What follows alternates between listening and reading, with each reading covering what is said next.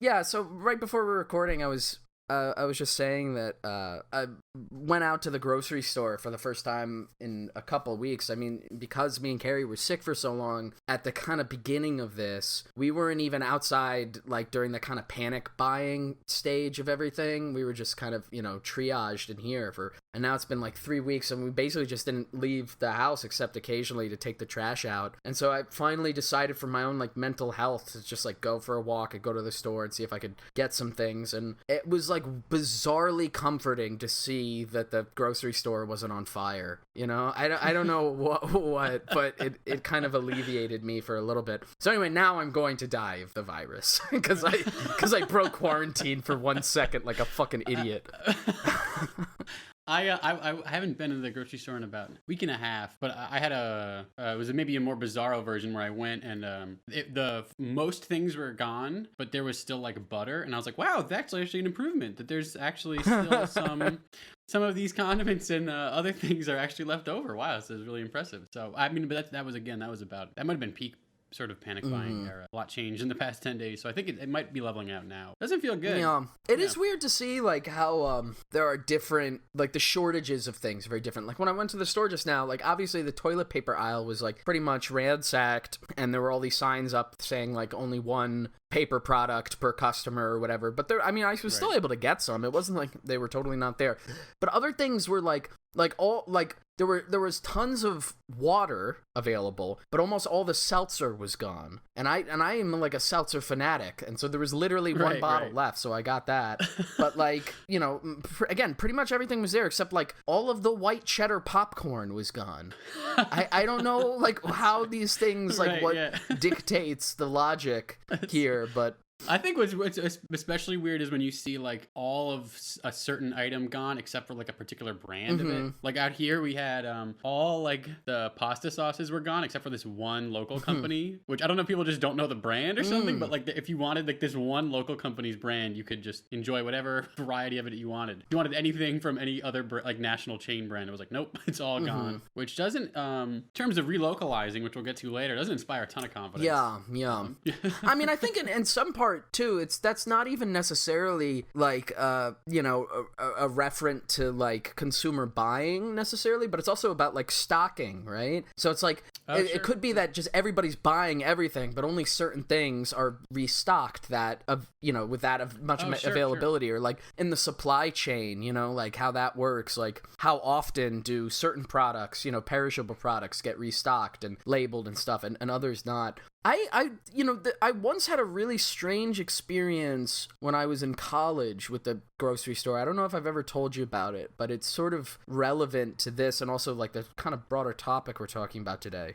When I was like 21, which was oddly probably around the same time that I first like read this book that we're gonna end up talking about. Oh, sure. But like I was in film school and I was working on a project, and I had one of my guys in my cohort was like producing that project for me, and so we had a small amount of budget to like get basically just like food supplies, because I had a couple of shooting days where I was going to have like about like 20-30 people on the set, which was like for me like the biggest that I'd done at that point. So we were like driving around picking up all these other things in the local city upstate in White Plains, and I still have to buy all this like food, just basic like snacks, bottled water, the kinds of things that you would have on set available for the people. And so we're driving around picking up all this other stuff, and then we see there's this like grocery store with these huge signs in the window, all black and red for some reason, but like going out of business in 3 days, everything in the store up to like 90% off.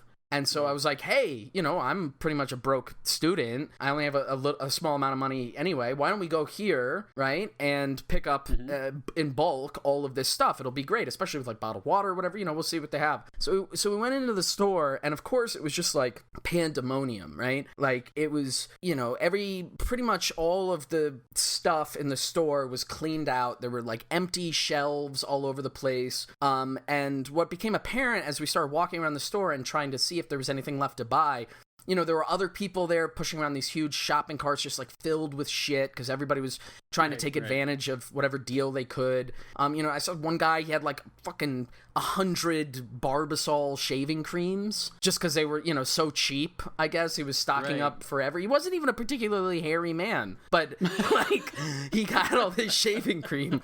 And anyway, okay, yeah, why not? So So we're walking around, and that was the first time it really occurred to me, like, the supply chain that goes into grocery stores, because we got to the produce aisle, and like every other, and this was like a fairly large, medium-sized city, suburban kind of grocery store, right? And so, it's this huge produce section with these giant pallets that usually when you go into the grocery, the fresh produce section of a grocery store, right?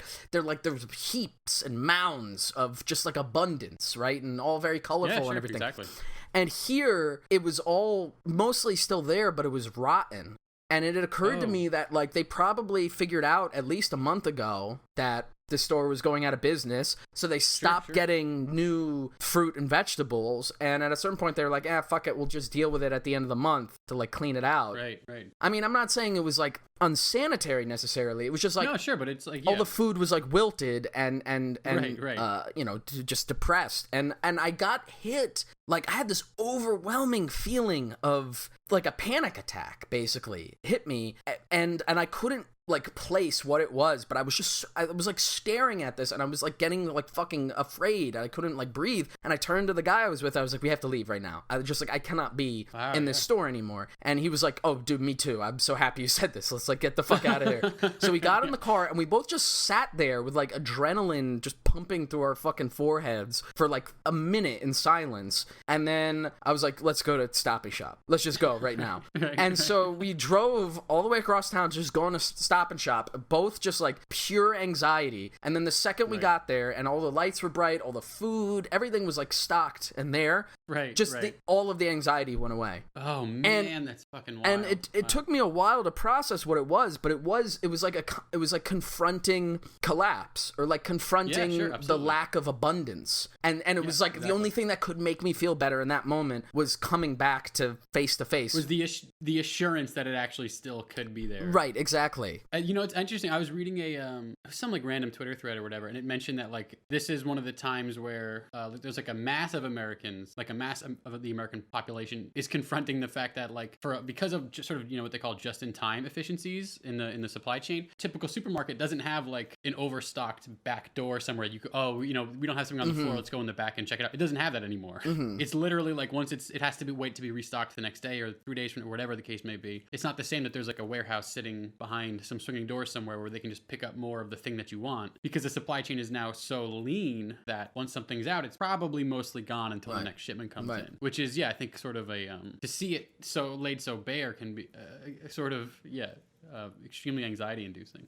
And I think it goes into the design of the stores themselves, that the shelves carry so many things, right? Like, I think that's part of the idea of the appeal. It's not strictly like a straight economic concern of like, we want to make sure we have 100 of these items available at all times. It's the point is like, we want the consumer as they're walking through to see 100 of these items, right? Yeah, in order to like, feel a certain sense of comfort. The whole experience of big box stores is designed around the idea of like, encouraging consumption, encouraging spending. It's meant to be pleasant, comforting in a way. Yeah, exactly. Right. And it was just like, I don't know, in that one particular moment, it had really hit me, and I think that was part of a little bit of the anxiety that like the sort of virus panic stuff has set in, like the realization where there's just like, I mean again, we were joking about it before we started recording, but like today I just had this in the middle of my like work day, I just had this weird panic about not being able to eat a croissant. And to be clear, I don't like eat lots of croissants. I'm not like a croissant boy just gobbling them down. Not yet. No, but oh my god, if I had opened a closet door today and just found like 200 croissants, I would be dead. I would be in the hospital. Well, yeah, this might really put a damper on the creamsicle challenge that we had going on here. No, we got to see how much of these we can stock up on. Right, exactly. Yeah.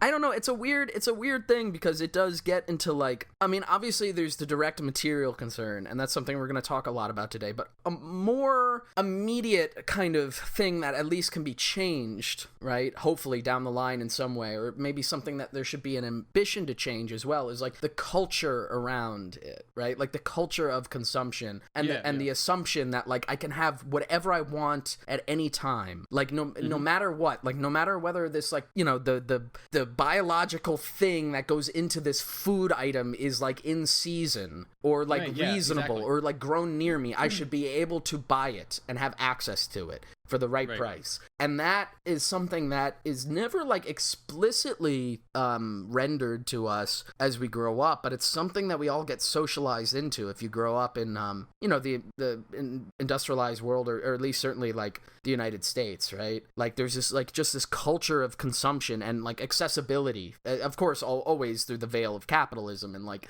whether or not you can pay to access it, but I don't know, just like the idea of choice, like that we need to have all of those options always available to us, even if that doesn't necessarily make sense on like a diet level or on a basic energy level or whatever. Or geographically, right? I mean, basically like you have in a lot of places across the country, if you're of a certain, you know, like income margin, you have access to sort of whatever diet you want because there's no geographic distribution of it anymore. It's all extremely, the supply chain is such that you can get anything, hypothetically anything you want anywhere, which is like, well, what's the actual material basis of that? That's like you said, it's never really rendered explicitly to be like, well, what's the chain that gets this thing that's grown halfway across the continent over to me here? And yeah, I think this is a moment where you start to sort of see some of that stuff a little bit more explicitly, and it can be sort of terrifying in a way.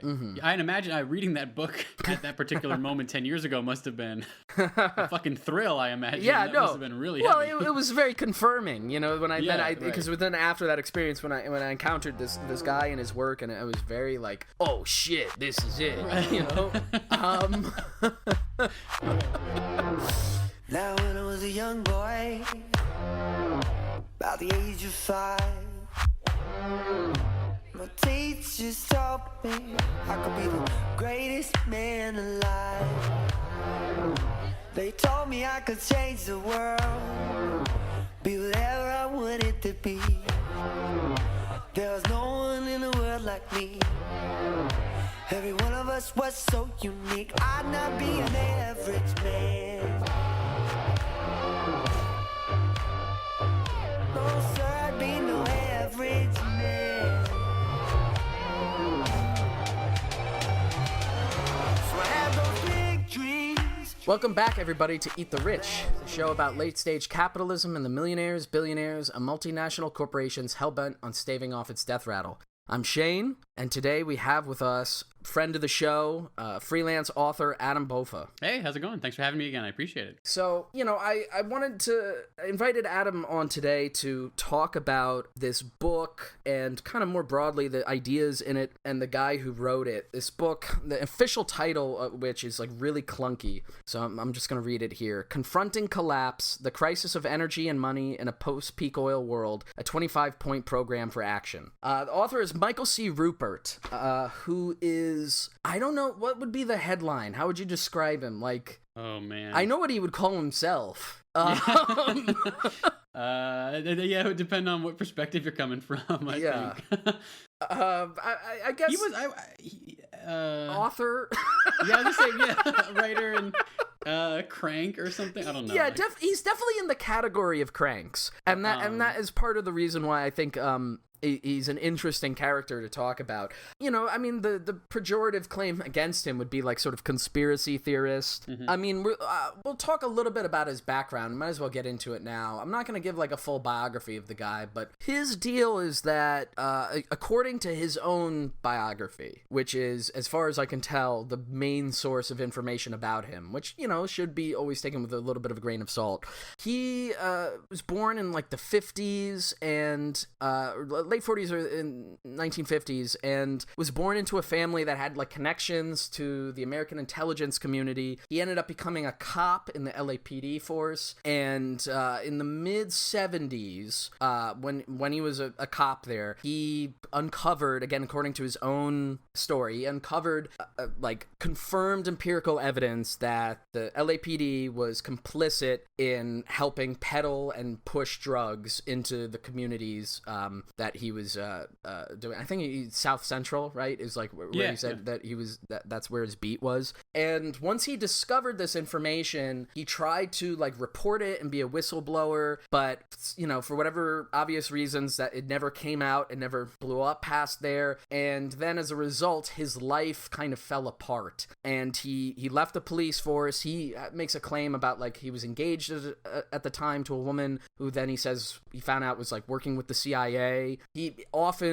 mentions it a couple of times in this book, as well as the movie that we'll talk about in a little bit that profiles him, that he was getting shot at for having possessed this information or knowing this information. Basically, he falls off the grid for about 20 years and then comes back around and starts this newsletter, this kind of like just like mail-in newsletter thing that he did by himself called From the Wilderness, which eventually grew into a blog on the early internet. This was like in the mid to late 90s. And he also, during that time, was writing, you know, here and there, these kind of investigative journalism pieces, always with a, you know, slight conspiratorial bend. I'm not going to say that what he wrote about didn't happen, right? I would probably contend that a lot of the things he wrote about did happen, but it's a question of like, you know, the kind of personality behind it, you know, and his other components of his worldview, which come out pretty strongly in this book and we'll unpack further.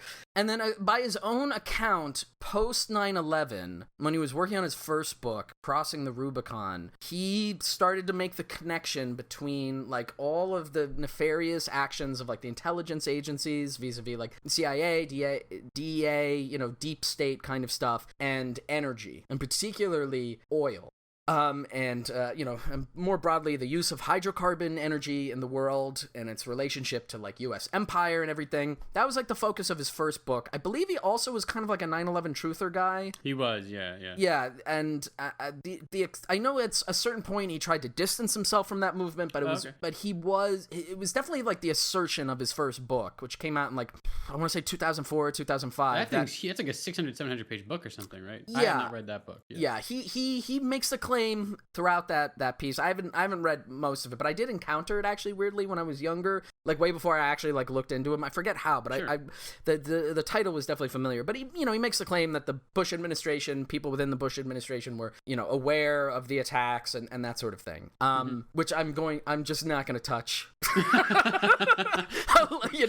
I'll leave the listener. There's plenty of material about the subject. You could kind of suss it out by yourself. There's a lot of Wikipedia you can investigate for yourself. Right, exactly. There's just hours and hours of InfoWars content available to you if you know where to look. So he did this, and and during that whole time, he also built up this whole network online. And From the Wilderness really was this like kind of early internet conspiracy blog locus, and it wasn't the only ones. Obviously, they're the ones that eventually became much more successful. Shit like InfoWars and things with other more specific kind of ideological attachments. But From the Wilderness, it had developed into this as one node among many of this kind of conspiratorial community online, and the focus of that was issues surrounding peak oil, which close listeners of the show will know I have screamed multiple times. Google peak oil, ironically. This will be the most ironic show yet. No. Yeah, exactly. And so, in part, the idea behind doing this particular episode to take a deep dive and look at the ideas expressed in this book and some of the issues surrounding energy, peak oil that Michael Ruppert kind of uncovers and connects and talks about, I thought would be a good stand-in for you actually doing the Googling yourself.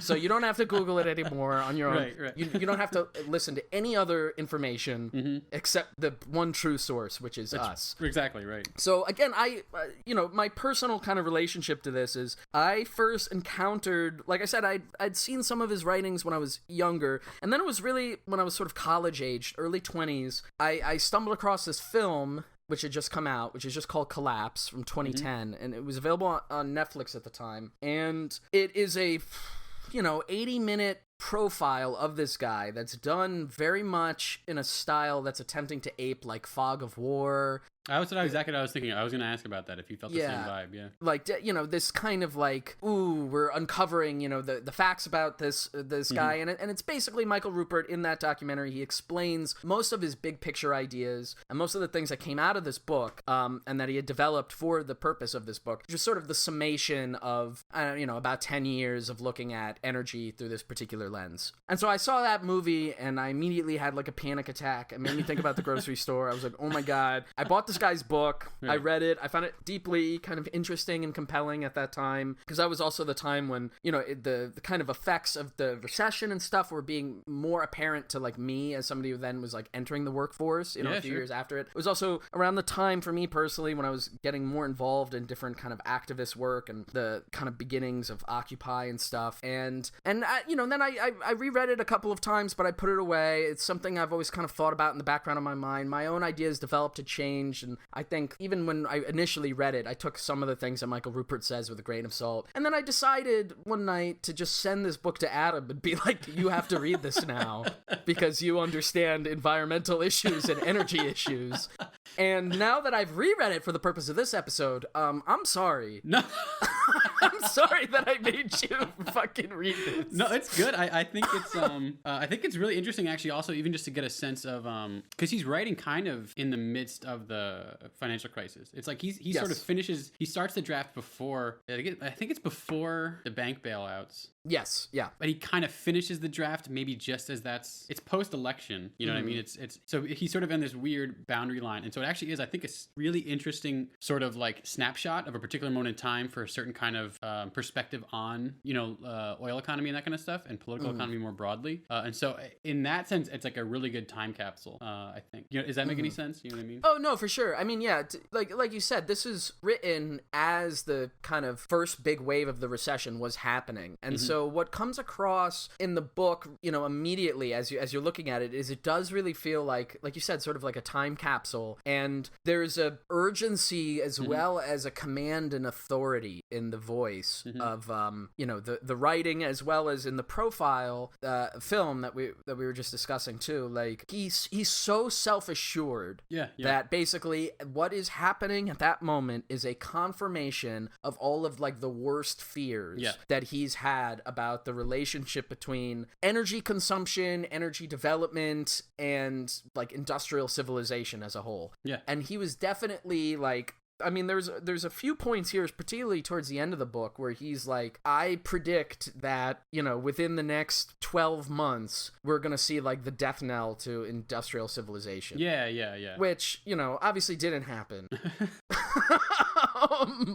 But you can almost certainly, like, even though there's a kind of arrogance or whatever in that voice, you can certainly be a little bit forgiving in the sense of like, he was writing it like in the midst of that happening. Yeah, I think it sounds, I don't know, maybe it's perspectival bias on my part, but I feel like it's easy for me at least to forget in the midst of that it was not assured that we were going to come out of it with an extremely confident, revived capitalist system. You know what I mean? Like, obviously, I don't know if anybody necessarily thought like, this is it, this is really whatever, but the assumption that we would have 10 years later the Dow in like nearing 25,000, I don't think that was something that people would have shot called back then. You know what I mean? Exactly. There's a really particular way in which that moment felt extraordinarily uneasy that I think he tapped into in the book, and certainly he felt like kind of he was revealing every card as it was being revealed. Like, you know what I mean? He sort of was able to he felt like every prediction he had made for the past 10 years was now coming up exactly as he had planned it to. Right. And part of that, I think part of the reason he feels he's able to do that is because it was such an exceptionally uncertain moment, and it felt like everything was really unsettled. Now looking back, we can sort of, I don't know that I would have agreed with him back then either, but I think the thing is, like, a lot of the assumptions we have now about how things played out, there is a little bit of 2020 vision, hindsight, sort of 2020 vision on that kind of thing, where it's none of that stuff was assured, I don't think. us being in this particular moment is not quite as easy to see in 2009 as it is even in 2014 or 2015. Do you know what I mean?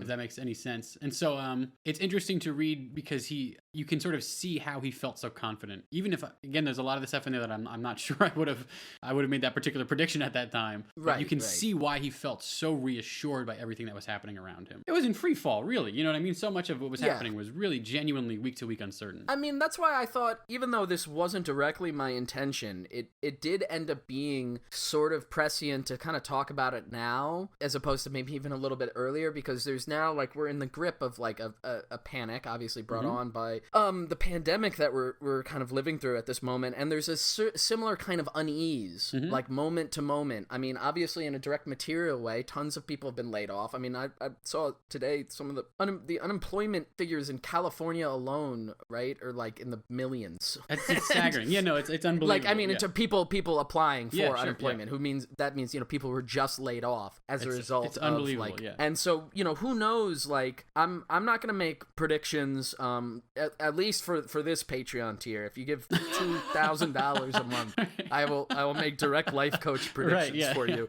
But which is what he has blog posts he's citing from 2006 where he's like, here's the investments you should or should not make, here's where you should put your money. Right, exactly. Exactly. Yeah. And to that note, I do want to point out, in terms of, like, because the big question that comes about if you're reading this book with the hindsight that we have, or even that comes out in the film, and we can kind of talk about the film maybe in a little bit, but the film is not, like, entirely sympathetic to his ideas. It's sympathetic to him as a person, right? Completely, but it's not necessarily, like, just a sheer mirror of, like, everything he says is true or whatever. No. But, like, in terms of the prediction stuff, the reason why I find him to be a compelling kind of figure, and also, in and of himself, kind of like a time capsule guy, part of this, like, early 2000s, early internet conspiracy world, where, like, he didn't seem interested in trying to capitalize at all on what he, presumed to have, like, this knowledge about, which does set him apart from, obviously, like, the conspiracy guys from then who are now, still around, like Alex Jones or whatever, or these other guys who have, like, this kind of market niche where it's like, the part of the reason why I'm selling you that, like, collapse is imminent is so I can sell you my, like, survival kit bullshit. Supplements and like, to my knowledge, and if you have evidence to the contrary, please, like, DM Adam about it. But like, to my knowledge, he himself, like, he didn't, like, although he had built this network, he didn't build, like, a fucking media empire or anything out of it, even though he had spent years doing it. And eventually, a few years after this book came out, and what must have been at least somewhat of a disappointment that industrial civilization did not collapse, he did eventually kill himself in 2014, I believe. And we can get into, like, maybe some of the reasons why behind that. But, like, and so, this shouldn't be, like, the only thing that you look at when you're examining the ideas of a person, but to a certain extent, to me, it lends a degree of credibility in his belief in these things, that he's not attempting to use them to manipulate his audience. Like, I mean, he makes recommendations that probably are not the most sound recommendations that I would make, but he's not saying, like, one of the things you got to do is, like, buy my shit. Right. Like, he's saying, like, these are the kinds of industries or things that you want to be buying. These are the things you want to stock up on or whatever, in the case of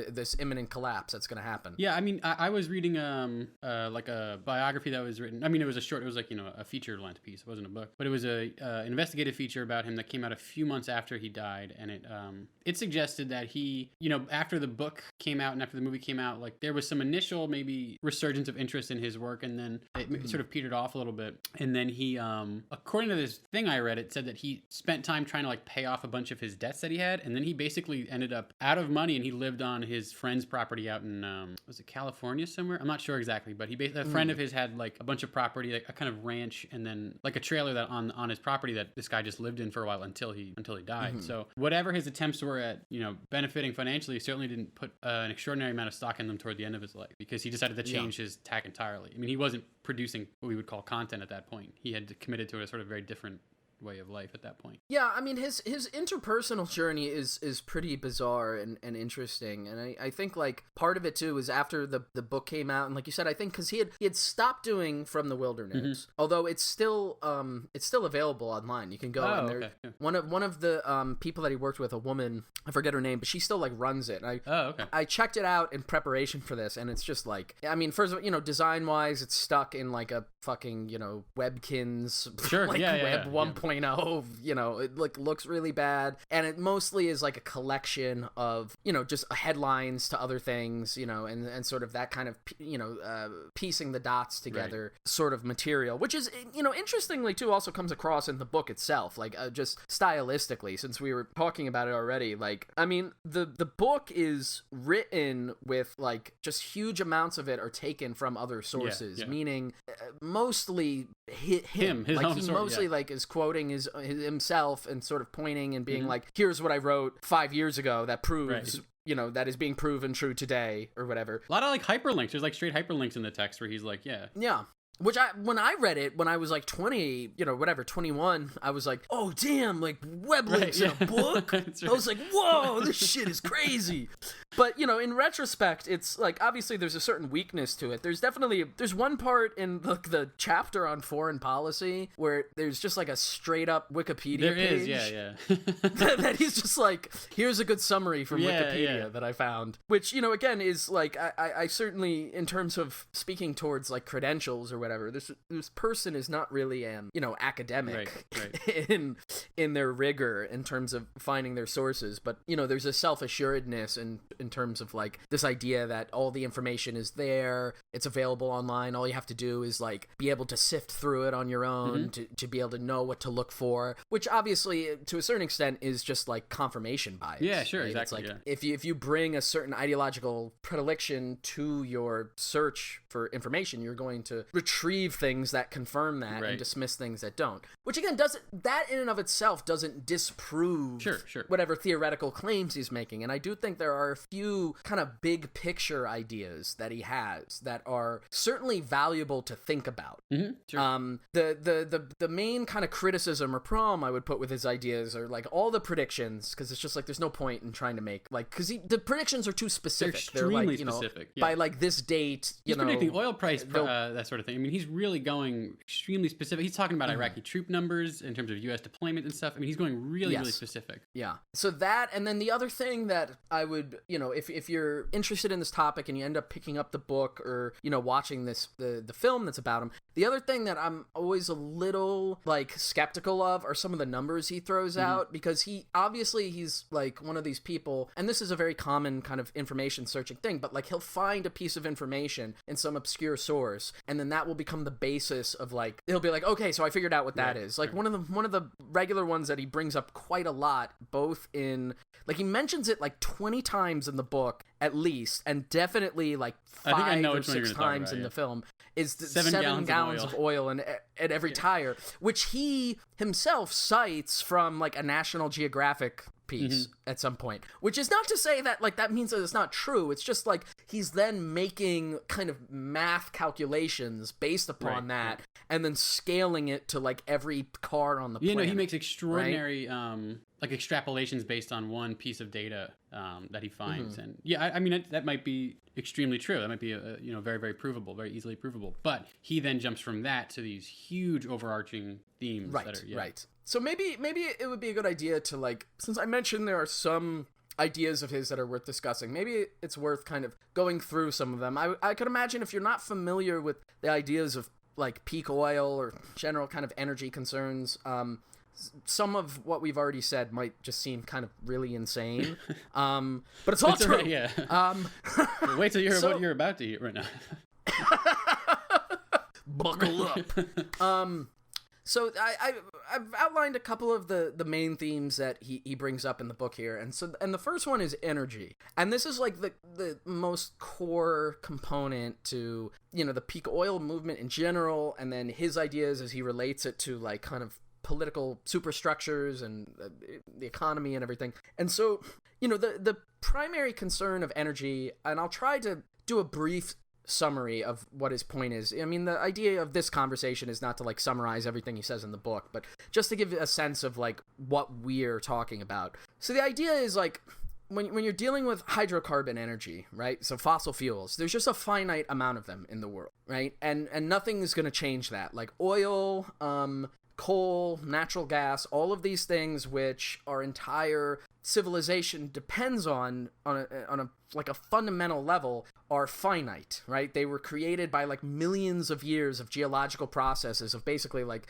the dinosaurs and all the biomass from the past, right, being condensed in these pockets in the earth. And when human civilization encountered these things for the first time and really started to exploit them at the beginning of the 20th century, they seemed like endlessly abundant. And they allowed for a use of energy that was like unprecedented in human history, right? And so again, this is key to his theory, but this is generally true. That's absolutely true. Yeah. And so one of the concepts that he brings up a lot is this idea of net energy. And I think we might have talked about it on the episode you came on when we were talking about fracking and stuff. But the basic premise of net energy, right, is like how much energy does it take to get some other form of energy that you can use, right? So like at the beginning of the exploration and discovery and exploitation of oil, right, there were all of these like huge crude oil wells in the world. And it was really easy to dig into them, right? You dig a well and just oil would start shooting out of the ground. Like that's put a straw in, yeah. That's like how abundant it was. And so, you know, the actual numbers here are not important, but just to illustrate the point, the idea is like it's a 1 to 100 return of energy in that case, right? And when we talk about the input cost versus the output, input is like building the infrastructure, building the well itself to take it out, and, you know, the process of transporting that oil somewhere else so it can be refined and turned into products that then we can use as commodities, right? And so the idea is, because oil is finite, but it allows us to, you know, do all of these amazing things in industrial civilization, there's exponential growth that then happens as a result of that. And that exponential growth involves the consumption exponentially of those resources, right? So like every year, starting from the exploitation of oil, we've used more oil than we did the year before, right? Because the economy is growing, population has grown, you know, the tools and techniques to get the oil and stuff grows. So all of these things keep growing and growing and growing. And at a certain point, you're going to run out, right? But before that happens, basically when you get to the halfway point of the exploitation of this resource, you're at the peak, meaning at a certain point, you've taken half of the crude oil that exists in the world out. And from there on, there is nothing you can do. There's nothing you can stop but to the inevitable decline of production. So that's the basic premise. I mean, you can look it up. Like there's, you know, bell curves and stuff that explain it in more detail. And it does get a little bit more complex when you talk about like there's a bell curve for like the discovery of resources. There's a bell curve for then the actual exploitation of those resources. But the basic point is that there's a finite amount of energy, and at a certain point you're going to start running out. And the question is, when that happens, what happens to the civilization that was built by it? And so this is a concept that is, you know, not totally isolated in this kind of conspiratorial world. It's you know, it's the cornerstone of sustainability as well, right? Like, I mean, when we talk about the use of fossil fuels, one of the things that the current sustainability movement is obviously very focused on is like climate change, right? Which is the destructive effects that the burning and consumption and use of all that energy has on the environment that will eventually make it difficult for us to live on here. But the other part of it too is just like at a certain point, you're using more energy than you're going to have in the future, which means that there's been this expectation and development of growth, right? An improvement in quality of life, an improvement in abundance, in more things, more commodities, more vehicles, more people, right? All of those things have been enabled by the exploitation of this energy that can't go on forever. Again, when it starts to decline, like how do you fill in that gap, right? I mean, his answer is that you can't, and we're all going to die. Right. And so that's where you get to like the kind of more, you know, that's like the most pessimistic and immediately like doomer kind of approach to it. But I don't know. Adam, do you think that was a good summation? No, I think that's exactly what he's talking about. And I think that's a lot of those are very much the fundamentals as far as I understand peak oil. That's very much the fundamentals. I have a little bit of like a weird sort of skepticism of the peak oil sort of larger, broader theory in that there's like, you know, an immediate sense in which the facts on the ground are like absolutely true, right? It is a finite resource, and our ability to use it is outstripping our ability to discover more of it that we can, right? That stuff is, right. I would say, like, empirically true, but some of the, I think what got me about his presentation of it, and maybe we don't want to go into the analysis, I don't know how far we want to go in yet, but it feels like at times he's using the data about, current trends in oil exploration and usage as almost like they are laws of nature or something. So he uses them to inform his political analysis, but he's not attaching it to a sort of broader analysis of, for example, like capitalist political economy, maybe we might call it, right? Yes. Yeah. And so he's looking at the numbers that he has in front of him and saying, well, there's this many potential barrels and there's this many that we use, whatever. And so naturally these things won't work out, which I think to some extent comes out strangely when he makes predictions, for example, about American oil production, which is a thing that he comes around to a number of times where he says, again, he's sitting here in 2008, oil prices have done this sort of swing around for a while where they've dropped, the bottom drops out and then they sort of creep back up, and it's the bumpy plateau. That's right, exactly, yeah, which is another thing we could discuss, but on that, he makes the claim repeatedly throughout the book that American oil production will never increase significantly, basically, which is actually disproven this decade. Unfortunately, I think, because now we're more dependent on oil domestically produced than ever before. But it's a problem because I think he's looking, and a lot of peak oil people that I have encountered at least, will look at the raw figures and look at what you're talking about, which is the amount of energy and capital it takes to exploit the resource, and say, well, these are not going to work out, right? Which I think grossly underestimates people's willingness to just pour money into the pit that is oil, essentially. Because that's sort of what happened in the U.S. is a lot of this oil 10, 15 years ago, even when he was writing, people would have assumed this is too expensive and too difficult to extract at a rate that's going to be worth it to us, which ended up being, I think they underestimated the extent to which people would want to invest in something that was ecologically very, very dangerous and was also not a sure bet in terms of getting you the oil you wanted. But I don't think, without putting in the sort of puzzle pieces of the financialization of the oil market, for example, if you're not going to put those pieces into place, it becomes very difficult to make these kind of predictions as confidently as he is, I think. You know what I mean?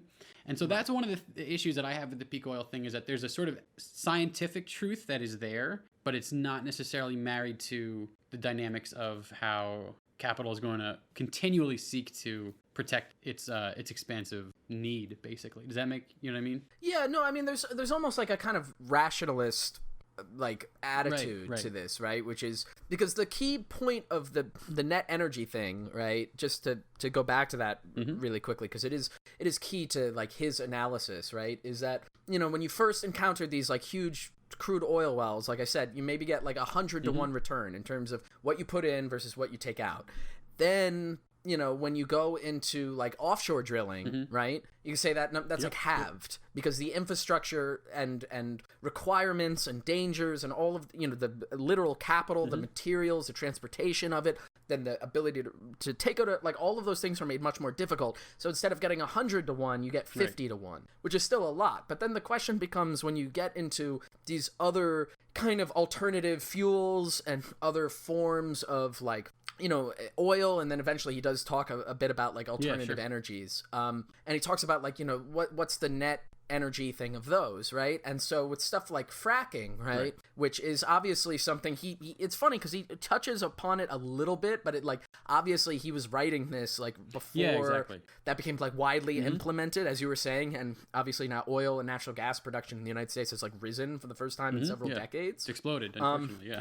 It is like the idea with that, right, is the net energy is so close to almost now, you've gone to 100 to 1, to 50 to 1, to maybe like 10 to 1. Now you're getting close to like 5 to 1, maybe worse, 2 to 1. And his argument, right, is that once you approach something that costs 1 to 1, then it becomes purposeless to extract it, right? And that, and that makes sense even from a certain capitalist logic, right? Like, I'm not going to, invest $10 to get something back that's going to be worth $9. And, the only problem with that, and I think this is the thing that you're pointing out too, is that one of the things that's hard to calculate in terms of this net energy usage is like the other longer term effects about the use of the energy, right? Because you could say like, I'm sure there's some way, and there's probably some brilliant mathematician, environmentalist who's already like fucking calculated this, but I'm sure there's some equation you could make about like what are the costs per every like barrel of oil that ends up getting burned? What are the long-term costs in terms of like how climate change causes us to have to adjust ourselves, and how it fucks up the environment, and how that then is calculated into like the cost of burning it.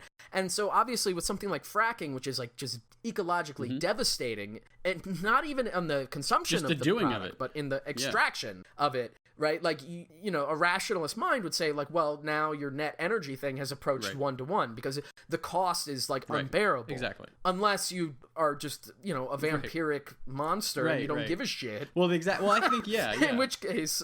Exactly. I think that's one of the things is, like, there's a way in which, historically speaking, oil will go down as like one of the most subsidized commodities in the planet's history, right? Because if you were to actually incorporate all of what you're discussing, all these calculations into it, and I've actually seen a couple of these projections, and you could get to a spot where it's talking the actual, you know, market price of oil would be like thousands of dollars a barrel or something like that, right? As opposed to where it now sits, which is anywhere between like 30 and 130 bucks a barrel, right? Depending on where you're going to target in the past 12 years or so. But so that being the case, I think if you keep all that stuff in mind, what you get is a very different picture of the oil economy, which is that it's not as utilitarian as it sort of is painted in this and in peak oil texts, where it's not explicitly about just the ratio that we're discussing here. You have to keep in mind that this is you know, in the industrial economy is so utterly and like fundamentally dependent on oil that it will pay almost anything in the long term. In the short term, it will say, this isn't worth it, this isn't whatever. Right. But in the long term, it will pay almost anything to perpetuate the extraction of oil. Now, there are going to be hard limits to that. And some of them that he discusses, I think, are very real. There are certain ones that I think will probably never be actualized, and I think that's legitimate. There are certain reserves that probably will not be tapped before the climate ignites. And there's also stuff that's sort of like, he gets into a lot of this stuff that's also extremely true, which is oil reserves and what they actually mean are like totally bullshit. People just make up numbers. They are accounting just terms. Garbage. It's politics.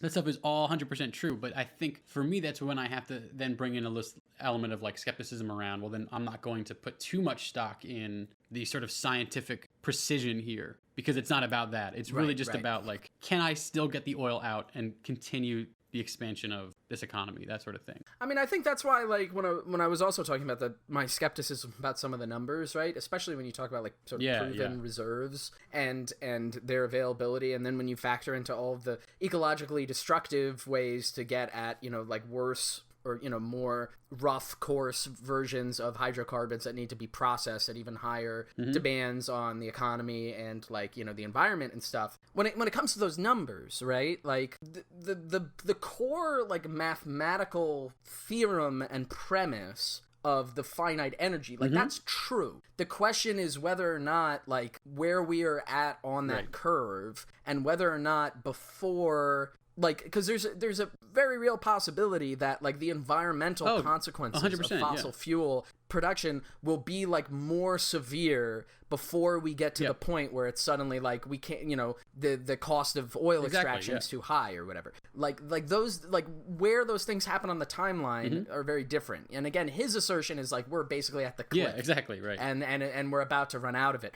And, you know, the reality is that, like, again, in terms of, like you were saying, you know, the subsidization of it is a really interesting thing. And this is one of the concepts that he does bring up in the book. And at least when I first read it in my early 20s, it was when it was new to me, is that idea that, like, even though you have all these kind of alternative energies that, you know, are available and should and could be tapped into, the key one in terms of, like, transit, right, in terms of the fuel, like, you can't retrofit all of the internal combustion vehicles to suddenly run on something else. And the idea of, like, switching over entirely to just, like, electric cars or whatever, you know, like, everybody's gonna have Teslas. Like, even if that were theoretically possible, there are all these other problems that go into it. And the primary one is, like, electricity is not in and of itself a fuel. Electricity is produced by other energy processes, often burning fossil fuels. In the case of the United States, by burning fossil fuels, right? You run, like, a coal power plant or a natural gas power plant, and that's what generates electricity that then goes into the battery or whatever of your car. And so that's in part, like, that. Those are the elements of his kind of mapping of this issue that I find kind of compelling to think about, like, in the medium term, over the next few decades, right? Like, is it possible to continue, like, even on that level, like cars, and the energy right? infrastructure that he talks about, and the limits of trying to, what you're saying, retrofit it, whether it's cars or whether it's heating systems in homes, or I mean, so much of the energy infrastructure that we have in place is, I think, really just it's not compatible with a clean transition. I'm saying clean. I don't mean clean in the literal sense. I mean like an easy transition. And that on that's right. Yeah, I mean, exactly. suburbia. It's an unsolvable problem in a lot of ways, unfortunately. Now there are going to be solutions that are worked out on, and they're going to, certainly be better than what we've got at the moment. But it can't. It's not a switch that's going to get flipped. Oil is built into, which he discusses, and again, this is the kind of thing that it's like, yeah, he's very much right about the way that oil is built into the fabric of our infrastructure on its very physical properties. That stuff is like, yeah, I mean, that is. That stuff's almost indisputable, and so it's sort of like that's part of why, as you read when he speaks, like you said, with such authority, you can sort of find yourself maybe convinced in some ways, because he is drawing on some of these truths about the sort of physical nature of our political economy. And I mean, I think that might make an interesting transition into the next kind of like thematic thing I want to talk about, which he focuses a lot. He has a whole chapter dedicated to it in the book, but also in that film, which is food, right? And maybe I'll also kind of broaden this out to just like general like commodities of industrial civilization, because the thing I think that first really captivated me about his analysis and the way that he breaks things down, again, when I was in my early 20s, is the idea that, like, when I think about oil, it's not something that like you really get much of an education on, unless you happen to be in a family that is like very energy conscious or someone related to the energy industry. You don't really like think about where this shit comes from or how things work. But like, oil is not only critical to, all of the transit costs in terms of, the production and refinement of like fuel and gasoline and diesel or whatever that makes all the shit move from point A to point B, but it's also like in so much of like industrial civilization, like vis-a-vis like plastics, like all plastics come or some derivative or some synthetic thing of oil. I mean, like, so all like poly like fabrics, like are constructed with oil and natural gas, like, and then again, in terms of plastics, not only just all the commodities. I mean, I'm looking around at my desk and like everything here is like some combination of plastic stuff, right? Like it's all produced by oil. And you talk about like the way they use like plastics and stuff in the development of like alloys, or the replacement of like metal and like cars and things, but also like plastic wrap, which enables like long distance food preservation, production. I mean, think about all the things that you keep in Ziploc bags or whatever in your own fridge, like all that kind of shit. And then in the actual development of like food and like grain and, mass agriculture is like, again, like all of the tools and vehicles that are necessary to produce the sheer quantity and abundance of, agricultural products that are produced here and throughout the world. Like they all run on fuel, right? The ground itself in many places is like, as a product of the Green Revolution in like the 60s and 70s, like these nitrogen fertilizers, and which all come from, again, like ammonia and natural gas and stuff. And so the calculation he does in the book, I think, again, he's citing one of the like guys who was in his like blog network. The calculation that he ends up coming down to is like there's roughly 10 calories of hydrocarbon energy in every 1 calorie of food that's consumed. That's calculating all of the transportation costs, because then after the food gets harvested, then you have to load it onto a truck, it goes over to a processing facility, then it gets divvied up into smaller portions, it gets wrapped in plastic, it then gets produced via the consumption of more energy into like other foodstuffs, and eventually to a food distribution center, then eventually to your supermarket, and then you drive your fucking car to the supermarket to pick it up. Like, it's a really like kind of scary and humbling thing to think about how integral this particular energy source, particularly when you think about like the chemical fertilizer stuff, like there's no replacement for that. Like you can't, like, even if conceivably you could replace all electrical production, energy production, with like solar energy, which is very dubious, and that's one of the things he gets into. But even if you could do that, you can't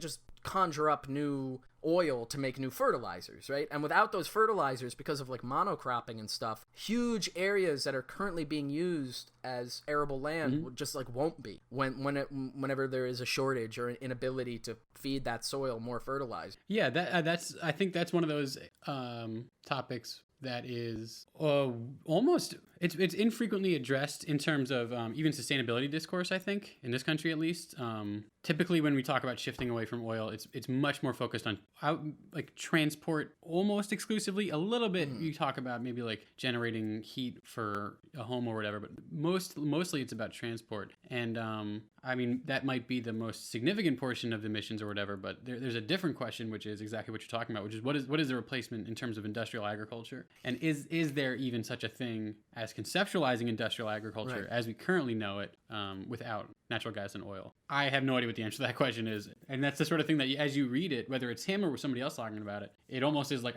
this is like looking at the sun or something. I don't want to do this too long. Like it's fucking, I can't handle this. Right, exactly. If I try and wrap my head around this. I mean, the immediate kind of response that I have, and I've seen this crop up in more circles than just this like kind of isolated like peak oil movement stuff, is like the absurdity of long distance food travel, right? Which is like gets into what we were talking about a little bit in the introduction, right? Vis-a-vis like the unnecessary abundance and availability of all these things that are not in season. So like when you get like the fact that you can get like strawberries at your supermarket all year round is not because strawberries grow all year round. It's because they're brought over in like huge fucking tankers from, the global south mostly, and particularly in the United States. A lot of it comes from South America. And it's like there's, that alone, setting aside even like the human cost and the capitalist relations there, right? Like just looking at the sheer energy cost, you're just like burning an insane amount of fucking oil to transport bananas, or whatever to the northern hemisphere, so that like when you go to a Dairy Queen, you can on demand have a banana milkshake, which is just like, long term is just completely unfeasible from a sustainability. Yeah, exactly. And that's one of those things that, again, it's as you're talking about earlier with your like experience 10 years ago, it's like the point is that you go into the store as a consumer and you're just reassured by everything you're seeing, and you're not thinking about any of those things. You're just thinking like, oh God, isn't it so convenient? What a fucking joy it is to show up here at Stop and Shop and just get whatever I want. And then the moment that there's any sort of pressure put on that system in any meaningful sense, as we're seeing, like it fucking craters in some ways, you know what I mean? Not the whole thing toppling over necessarily, but you can it reveals the fault lines. And right now we're seeing it more just in terms of higher demand than anticipated, because they have a lot of this stuff sort of modeled out for certain scenarios, and this isn't one of them. But the other one is, I mean, like I know there was talk, I think it was last year, about certain areas in the Midwest had higher rain totals than they anticipated, or something like that, and so maybe it was the opposite way, but they didn't anticipate they were going to have the corn stock that they were going to have, they would have expected to, and so that was going to hit a whole lot of things downstream. And so people in California who were trying to pick up fucking Cheerios or whatever it was might not find the same amount of Cheerio boxes in the store. That's the sort of thing that you don't think about typically when you go to the supermarket and just pick up something and throw it in the cart. But it's the entire chain of events there is made possible because somebody has dragged this fucking oil out of the ground 100 days prior and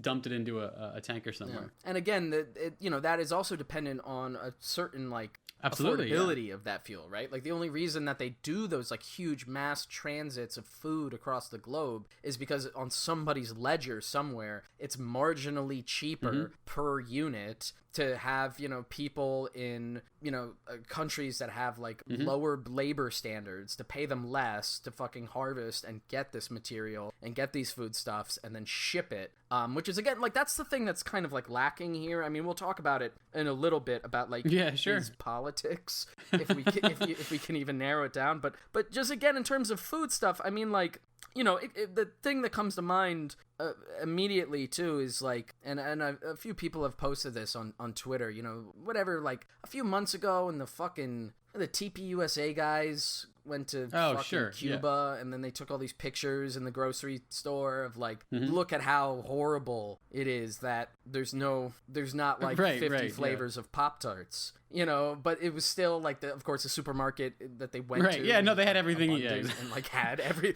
it was like fully stocked shelves and everything. everything. But the idea there, right, was like this presentation of this alternative to the glorious capitalist consumer choices that we have is like, oh, look at how horrible it is that, you know, you have a narrower set of choices in this, you know, awful government. And it's like the prevalence of choices in our society is like built on this edifice of cheap fossil fuels. It's like destroying the exactly. planet. I think it's the weird thing is I think even among you know, liberal commentators or observers who discuss sustainability versus economy or whatever, it's like there's not a recognition that like the thing that existed in the United States for like the middle and upper class from like, you know, 1945 to 2020 is essentially like irreproducible in history. You know what I mean? Like it really cannot be done again.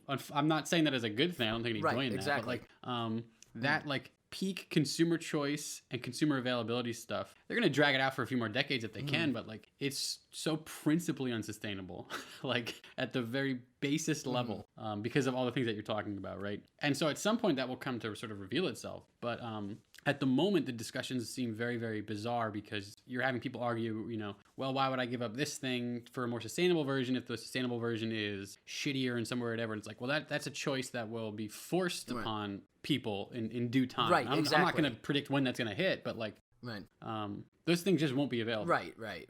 At a certain point, it just, you cannot do it. I mean, if the current like political economy and political culture retains itself, what'll end up happening is like the super wealthy will have access to all of those choices, but on a broad base, like, you know, anyone from the fucking upper middle class down will just not have those options available to them because it just will not be, you know, it'll be like a luxury item, right? And, you know, and to that sense, like, in terms of, you know, some of his proposals, and we will get into like his like broad, like specific presidential proposals later on, but like, you know, on the topic of food, the one thing that I do find myself like agreeing with him on is that the future is going to be highly localized. I mean, me and you can discuss like how politically true that's gonna be, but or should that seems almost like an out of necessity thing to some extent because of what you're just Like, yeah, but a food production level, it'll have to be locally produced food. And I mean, even to go back to the anecdote you were sharing when we were talking about like the supermarkets and shit, like, you know, you go to your supermarket and there's like a local company that makes the pasta sauce and nobody's buying it, like, and everybody instead is buying fucking ragu or prego or whatever, and it's like, okay, they're choosing that because of these weird consumer habits, but also the reason why the fucking ragu is in their stores is because of this entire infrastructure transportation network that's built around decentrally, you know, centralized food distribution centers that are all owned by this company to then ship that to that store. And like at a certain point, that's not going to be economically or environmentally feasible. And also, like, I'm sure the pasta sauce is fine. like you don't need to have all those options. Like, your life can still be a rich tapestry of flavors if you just buy the apples that were grown, you know, a few miles at an orchard outside of your city or whatever. This is actually, I mean, it's a real political communications or like political debate issue, which is, I think, anytime you sort of try to discuss this, which is like, what if, let's talk about what it might look like if we contract some of the choices available to us, if we look at it more locally and see what's available, whatever. A lot of people will, and I think understandably, given the political history of this stuff, they'll look at that as austerity. And that's because that's sort of what capitalist economics, particularly neoliberalism, has sort of done to the human conscience at this point, is to assume that any contraction of something is as a result of a lack of availability of government fund, or like all these sorts of heinous policies or whatever. But it is a thing that people are going to have to confront. I don't know when that's going to be exactly, but you know, a more tragic example would be something like Puerto Rico after the hurricane, when people found out that an enormous amount of medical supplies were actually coming out of Puerto Rico, and suddenly there were shortages because nobody had thought that the fucking supply chain, putting all of it in one place that is now unfortunately more vulnerable to tropical storm systems, like, you know, nobody thought, what's the downstream of that, right?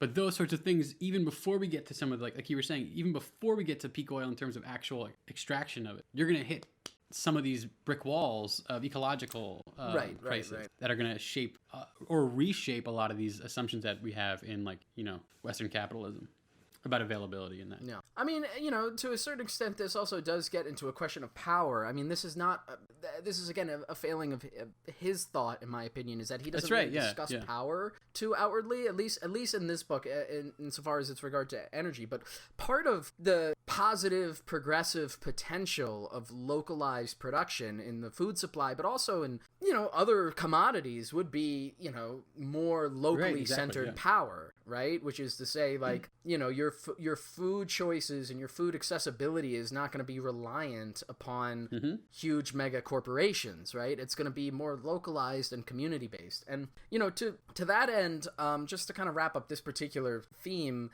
you know, I think the other broader idea that comes into play when he talks about energy and food and everything is like this idea of infinite growth, and the way he refers to it, and again, this is like one of those buzzwordy things that very much puts it in his time, but he keeps talking about like paradigms and paradigm shifts, a shift of the mind and that sort of stuff. But, you know, he does bring up a good point where I mean, he also gets into all this weird interpersonalized kind of like new agey shit, which I have no patience for. I have a lot of patience for it, so that was good.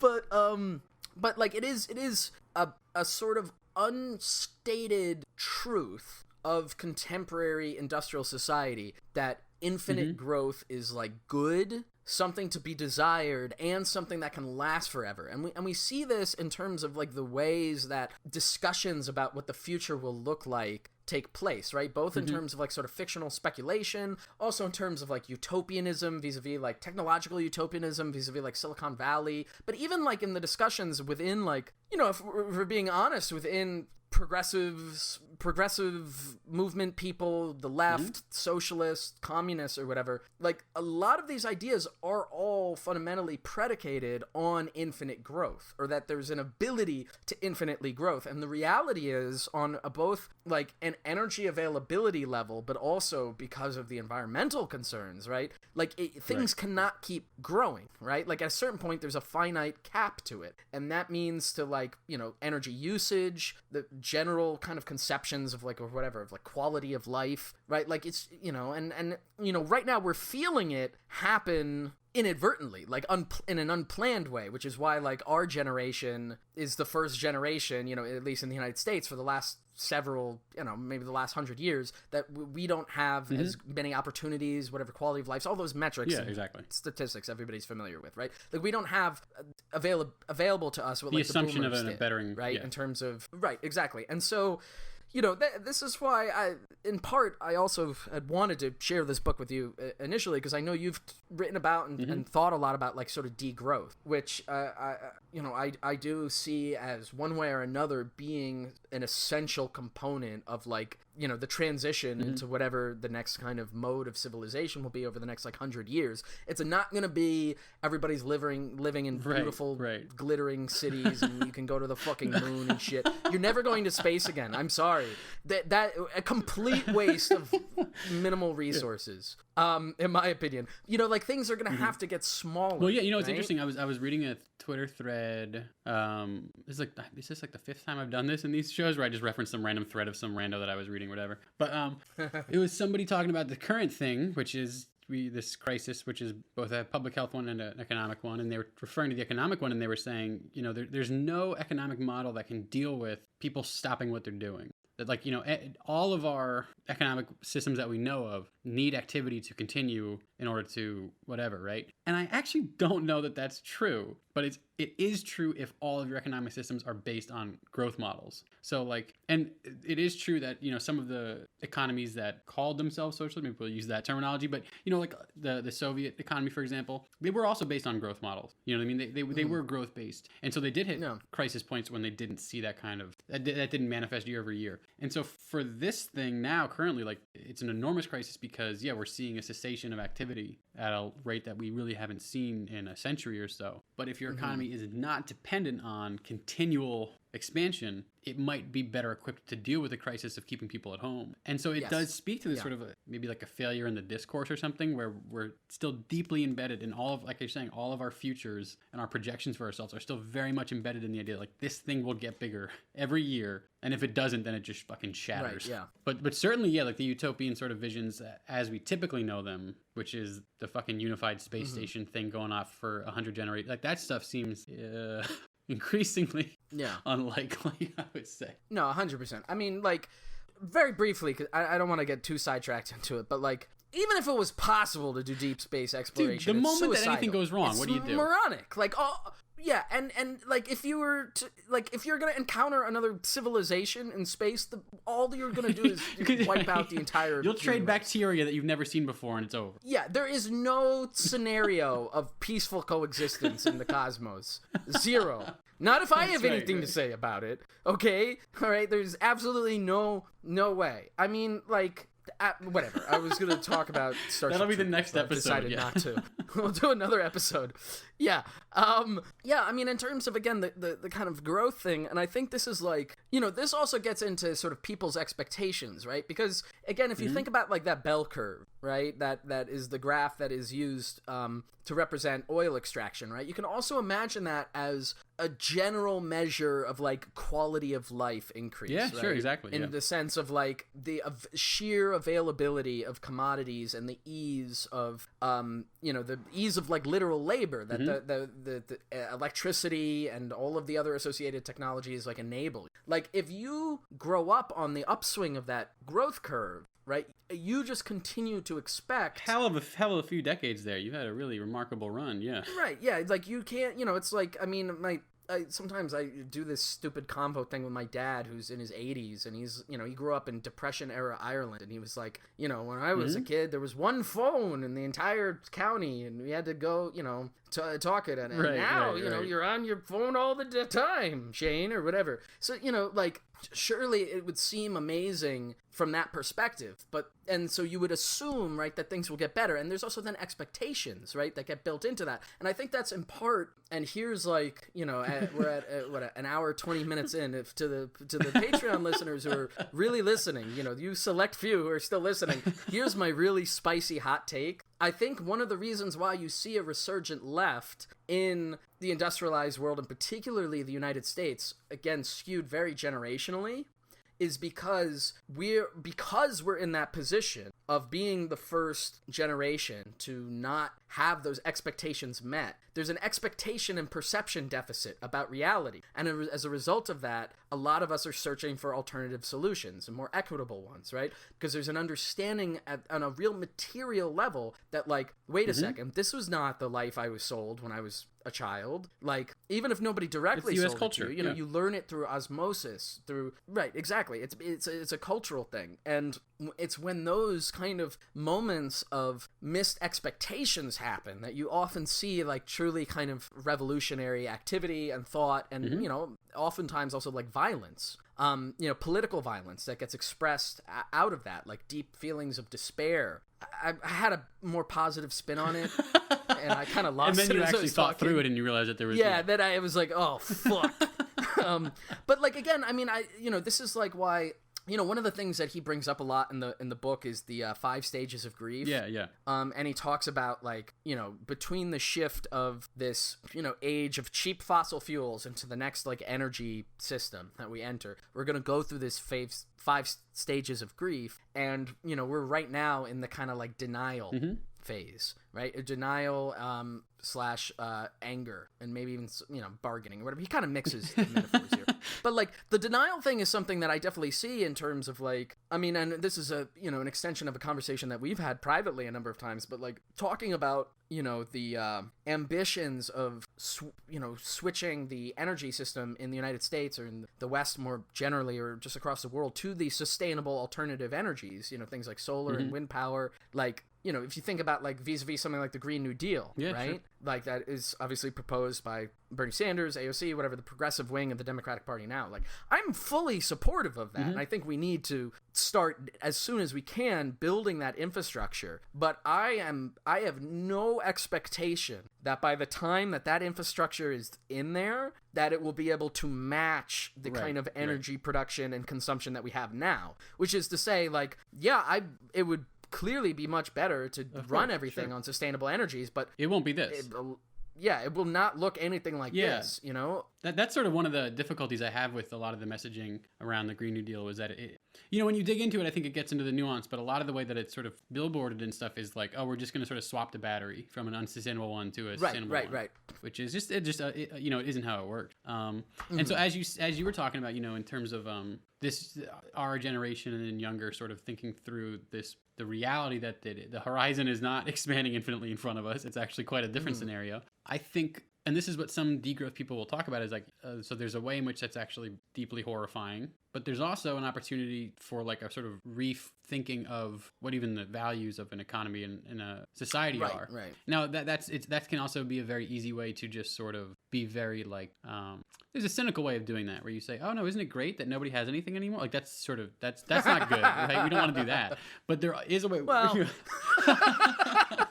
Like you get people who are trying to sell this idea like, oh, actually, it's best to have nothing at all and get back, whatever. They try and tell this almost like primitivist, whatever. Yeah. That's not particularly helpful, I don't think. But there is a real way in which relocalizing, recommunalizing things, rather than focusing on the expansion of consumption of like personal individual goods as the only metric relevant to like better life. If we can can get away from that as being the defining metric and actually still end up in a way that's materially better for the majority of people that exist on the planet. You know what I mean? You can, even with putting aside those notions of progress, it does involve a massive shift, of course, culturally, but a lot of people's lives would materially benefit from a shift away from that. You know what I mean? Which is a very challenging thing to get into the specifics of, but you know. I mean, it's like, you know, me and Carrie were actually talking about this earlier today. I forget what it was in reference to, but, you know, there's like a number of studies that have shown that there's like a cap or at least like a diminishing returns in terms of like income and happiness. Yeah, sure, right? Exactly. Like, and the figure we were looking at, whatever article we were reading, was like $70,000 a year in terms of a salary or whatever. And it's like, you know, past that, every additional dollar you make doesn't like make you happier, and yet you have a culture and a system all set up to support the idea that like, yeah, you want to be a millionaire, exactly, you know, and you want to consume and have as much available to you as possible. And at least I hope, in part, some of the things that we've shown during this show is that like, you know, the rich and wealthy are not only not happy, but they're miserable, parasitic bastards, you know? Well, I think... and they're all evil people. Yeah, I mean, what we're seeing now, unfortunately, is there's a lot of people now, like, you know, in terms of people being ordered to, like, stay at home and that kind of thing, is we have the suburbs, for example, with people who, on average, many of them are wealthier, but they're isolated. They have no sort of communal expression at the moment because their entire social system was based on individual consumption and stuff like that. And so that's a situation where you can see in a, you know, quote unquote degrowth system where that's not so focused on individual consumption, but communal production and, you know, sustainability, whatever, closing down things in that way that we have it now might not actually cause such a crisis at the personal level because you still have community resources. You still have public health, you still have public education, you still have sociability in a way that's immediate that we don't have in a lot of parts of the country at the moment. You know what I mean? So it's not the same thing as having, you know, consumptive ability that we have now, but it might actually be better for your health over the next 6 months or whatever. Right, yeah. And I mean, like, you know, again, to talk about, like, the kind of relationship of power in political power, social power, community power, like, the more things that are localized, the more power is going to be horizontal, right? Sure. To a certain extent, right? Like, naturally so. And, you know, there's no reason why, like, municipalities and towns and neighborhoods, right, shouldn't have control over those key resources, right? The key resources being, you know, the things that power everything in your house and that feed you and your family, right? Like, there's a solid argument and, you know, almost like a quasi kind of anarchistic vision, right, that you can build out of that. And I think in terms of like looking towards a future and again looking towards like a hopeful progressive future, right, I think something like that where power is decentralized and it's more localized and it's felt more by individual people is a very good thing, and ultimately will require a huge, powerful, centralized state to protect it from outside forces. And it's that hybrid, you know, that's just how it's going to be. It's the best of both worlds. It's the hybrid central decentral government. That's really right. Exactly. Yeah. Maybe there's some combo of those things. Maybe some kind of third way that incorporates. Is that what those guys are tweeting about? Elements. Is that what that? I didn't realize it was a Vanguard group. That's cool as shit. Never mind. I want to get to some of the other stuff here, just in the interest of time. I mean, he has there's a lot he talks about in terms of like money. Yeah. And the monetary system. I mean, he breaks it down, and I think I'm not gonna go into it in too much detail, but like I think what's valuable about the way that he breaks it down is he makes this point both in the book and in the documentary that like money and especially like high finance is all like deliberately obfuscated and mystified in a way that regular people are taught like, oh, you you couldn't possibly understand it. Only like the high-minded priests of money can like, you know, manipulate it and make it work. And he breaks it down, and his basic contention is like with like fiat currency and fractional reserve banking and compound interest, that like the entire monetary system is built on this premise again of like endless growth. You know, there's just going to be more and more money. And again, he ties that to energy, and he says when you have finite resources, and particularly in terms of energy production, which is what money is representative of, right? It's abstract, it's symbolic of this thing. Those two things collide, right? And the interesting term that he brings up is, and he says it again, in the documentary and in here, he uses the term pyramid scheme. That's he right. says the entire U.S. economy is a pyramid scheme, and it's such an interesting and like crystal clear analysis that manages to avoid using the word capitalism. Yeah, it's fucking fascinating. So bizarre. The whole book. Yeah. Like, because, you know, and I think from here, you know, we can just kind of skip over the money thing and just get into, like, talking about his politics. Yeah, and trying to suss out what his politics are, which is just indiscernible, incomprehensible. He uses the word capitalism, I think, in the book and in the movie, as far as I can recall. And my memory's not that great, but as far as I can remember, one time in both, and it's the exact same thing that he's talking about. He's talking about Cuba. Yeah. He's actually... Yeah. He's talking about the post-Soviet collapse circumstances that Cuba faced. He's talking about the land reform they had to go through because they lost the subsidies that they had for energy and finance that they had from the Soviet Union. So, and this is like, again, this is the thing that's very true. That he mentions Cuba and North Korea as his particular examples. There are a number of countries that had an extraordinarily difficult time in the 90s after Soviet collapse. Because they were entirely dependent on Soviet oil to run their industrial economies, because they don't have any oil or much like other, you know, fossil fuel deposits. Yeah, exactly, yeah. And so he goes through sort of a couple different responses to that crisis. And he says Cuba's land reform policies were an example of the purest type of free market capitalism. I don't think that that's true, but that's one of the times that he uses the term. I think it may be the only time he uses the term capitalism. He describes and I'm not an expert on this thing, but Cuba decided to sort of relocalize a lot of its agriculture. So rather than focusing on big industrial farming like we have up here, it's more like looking at the sort of county or municipality level, or even smaller than that, even just like sort of lot by lot in a town or whatever, and growing from that sort of spot up, and self-sustenance in that way. Oh, I was just gonna say an interesting omission that he has there, because he uses them as the two different examples, saying like, again, they both, Cuba and North Korea, both suddenly, just like a cliff, had no oil, and they both responded in different ways. North Korea tried to maintain the central bureaucracy, and millions starved, and Cuba did this relocalization of food production, and it flourished, and got off of the dependency on oil, and which was true in the 90s until the Bolivarian Revolution in Venezuela. Right. Venezuela just started shipping free oil to Cuba. Not a bad deal. So they just went back to fucking the entire model. So because again, he's using Cuba as a kind of example, as like here's a positive example we can learn from when our society goes through this collapse. So not exactly true or great. No, right, yeah. At least according to the way he's prescribing. No. Sorry, I cut you off. But no, I think, and I was trying to figure out what the hell he was talking about. I think what he sees it as is because you have local farmers working on their own farm to produce the thing that they will then consume. That's capitalism. That's capitalism, baby. That's I only think that's not capitalism though. That has nothing to do with like that's sort of. It's like barter economy. Yeah, I think he's my guess is he's thinking of it in terms of like absolute private property or something. Right. Like, oh, I own this and I work on it, and then the results of it are mine. But again, that's not actually what capitalism is about. So it's very weird to sort of try and figure out and suss out what his stance on some of these things is, because the way he's employing the terminology is very different than I would. You know what I mean? Yeah. And the pyramid scheme thing is, I think you're right, it's fascinating because he's sort of seeing the various crises intersecting, but the term he's using is not one that we would be familiar with for this sort of analysis. Yeah, I just in the interest of kind of again trying to suss out exactly where he's coming from politically, there's this passage towards the beginning of the book that we both like, when we started reading it, and it's like right at the beginning. It's like three pages in, yeah. And I was like, again, I was like, hey Adam, read this book. We'll talk about it on the show. And then like 3 pages in, it was like texting you like, oh fuck. Like, oops. It was extremely funny actually to come across it well, organically. I'll just read this whole paragraph because it gets at the core of like who this guy is, right? So he says, the Democratic Party has become little more than an ineffective wing of one political construct, and its leadership in the face of the egregious offenses and fiscal irresponsibility of the Bush-Cheney years. True. Sure. So far, true. It has become abysmally short-sighted, devoid of leadership or courage, with a few noteworthy exceptions. True. Okay. Yep.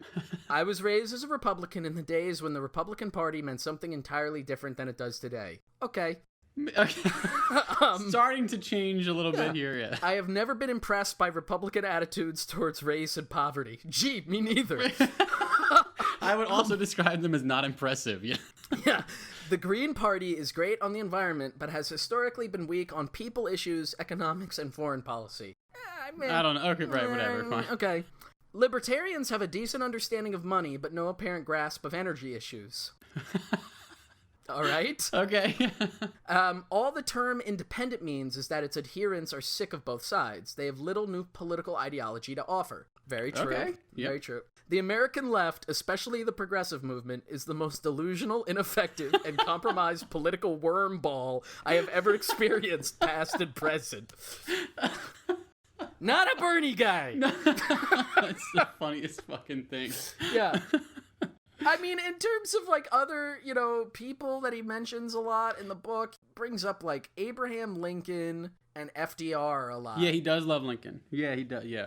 Because I think he's really, really into the idea of the powerful presidency. Yes. I think he's really, really, and somewhere in the thing, I don't remember where it is, but somewhere in the thing he refers to his plan as, like, this is what the president should do. And he's continually referring, not to, like, Congress, really, but to the presidency itself. Yes. So I think he likes the idea of like a really, generous executive office or whatever. Which again, from his perspective, right, and maybe, it's maybe a tangled hierarchy of sort of which came first, but the way he's, the language that he uses to describe this, and it also comes across in like a sort of affect way when you watch the documentary and the way he speaks, is like, he's so self-assured that like there's this imminent collapse, and the way he refers to it is like Holocaust that's going to befall the human race within like the next few decades. And so he sees this as like this emergency these emergency measures. In fact, I think if the title of the book again includes in it, and I think the original kind of starting point, he mentions this in the introduction, was like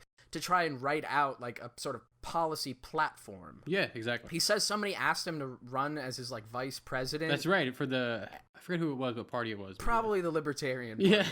Like that's the I don't want to call him a libertarian, but in terms of like sort of attitude, I think that's I would say he's closest, like at least on a sort of cultural marker point. Yeah, he's exactly. very close to that kind of world. Although again, many of the things he doesn't seem to agree with like libertarian principles.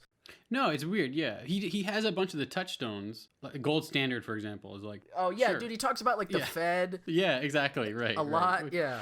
It's that kind of stuff is like right out of the playbook. But then there is this other way in which he is, weaving in a lot of discussion about community, for example, that I don't think is really part of the libertarian playbook, at least in the U.S. in the same way. So it makes for a very strange sort of politics. I will say, incidentally, his whole thing about the progressives in America being ineffective wormballs or whatever, there are a number of communists I know who would say the exact same thing. So that's actually not... That's actually not that far. That's true. That is true. Yeah. I mean, have you seen some of these people on Twitter lately?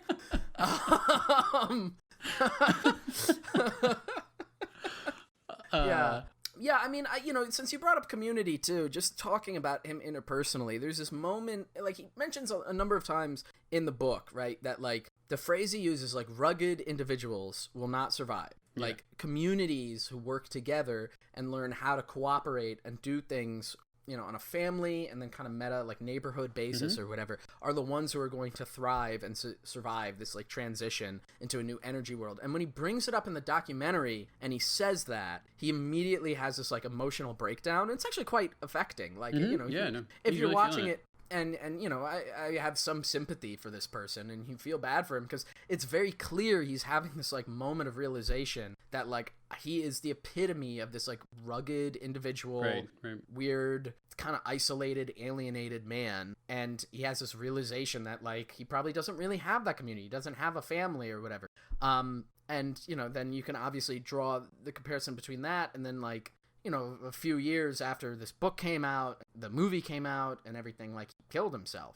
So yeah, I mean, I think it's one of the things I was, you know, talking to you about was just that I was in terms of trying to grasp his politics. It was so weird to me that he was coming back to this notion of community, but his analysis was not really drawing from any like the sort of typically community-based traditions that we might think about, solidarity-based exactly. ones. So he's not pulling from like a sort of Marxist tradition. He's not pulling from an anarchist tradition. He's not pulling from any sort of like the socialist or communist traditions of the 20th century that are more recent about whatever. None of that's really where he's pulling from. None of his analysis is coming from that influence. He's ending up somewhere, I don't know where it is exactly, but whatever he's thinking about, though, is leading him to this notion of community. But it just seems very strange because the stuff that would sort of form the substance of that conclusion, that would then allow him to form a politics around it, just aren't there. So he's looking at all these developing problems and seeing them as these enormous problems that, you know, I think we would all agree are, you know, big deal.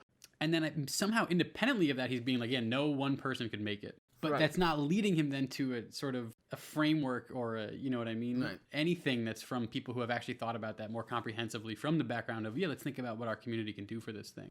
Right. So it seems it's just very divorced. It's weird. It's a very weird place to be. Yeah. I mean, you know, I think one instructive thing is that after the film and stuff came out, and again, like you had said, there was like kind of this brief renaissance of interest in his work, and he tried to build this new kind of online project called like Collapse Net. Oh, sure, you know, capitalizing on the title of the book and the film and its relative, you know, popularity or whatever. I guess connect local activists or stuff. You know, he only did that then for like a year or two, and then in the latter point of his life, he kind of walked away from this stuff and was like, I'm not gonna work on this material anymore. And he embraced, I forget where, again, he was out west, I believe, like you were saying, in California, but he embraced the kind of like local Native American community that was like tied to whatever land he was on, and he like started like calling himself that, and he adopted a new name in that tradition where he called himself the Tracker of Truth. Right. Like that was the name that he chose for himself. And so, you know, that's weird. Like, and like got all this weird colonialist fucking, you know, like white people taking an interest and the sort of trope of like the noble savage or whatever. And the reconnecting with the land sort of thing. Yeah, exactly. So there's definitely a kind of, even though he rejects it outwardly, there's definitely a weird kind of like 60s new left, wishy-washy, new agey thing that he's on. Well, and he also does, I mean, I made a joke about it earlier, but it is a thing that he brings up, I think in the documentary, but he says when he's talking about how to confront this crisis, he mentions, I think pretty specifically, he's like, I want to talk about revolution, but not revolutions of the past. It's a revolution of the mind, which is like drawn directly from that sort of 60s period of like, you know, it's not about this thing, it's about what's in here and blah, blah, blah, blah, blah. So I don't know, maybe that's his way of getting himself off a watch list or whatever. But no, it does seem like he is actually of the belief that like there is a sort of cognitive revolution that has to happen or whatever. And from what I could tell, you know, from trying to catch what he was doing in those last couple of years of his life, he's certainly getting high a lot more. You know, that's, I mean, he was definitely, he rediscovered, and he wrote about it, I think. I mean, he rediscovered like hallucinogenics and stuff like that, and sort of discussing their potential for whatever, which, I mean, fine, but it does, you know, take him further and further from what would be like a communally based politics that's more recognizable. Or, you know. I mean, the way that he writes in particular about like kind of revolution, and it comes up in a few passages in the book, one of which I did post to Twitter as a little teaser of what we're talking about. But he talks about like violent revolutions of the past, in particular, you know, the French Revolution is the one that he references a lot, as sort of like, these are things that will happen unless we do what we need to in order to prevent that sort of violence. And he's definitely on the side of like, you know, now is not the time to think about like recrimination and like, you know, vengeance in terms of, you know, trying to deal with and reckon with the people who have lied to you.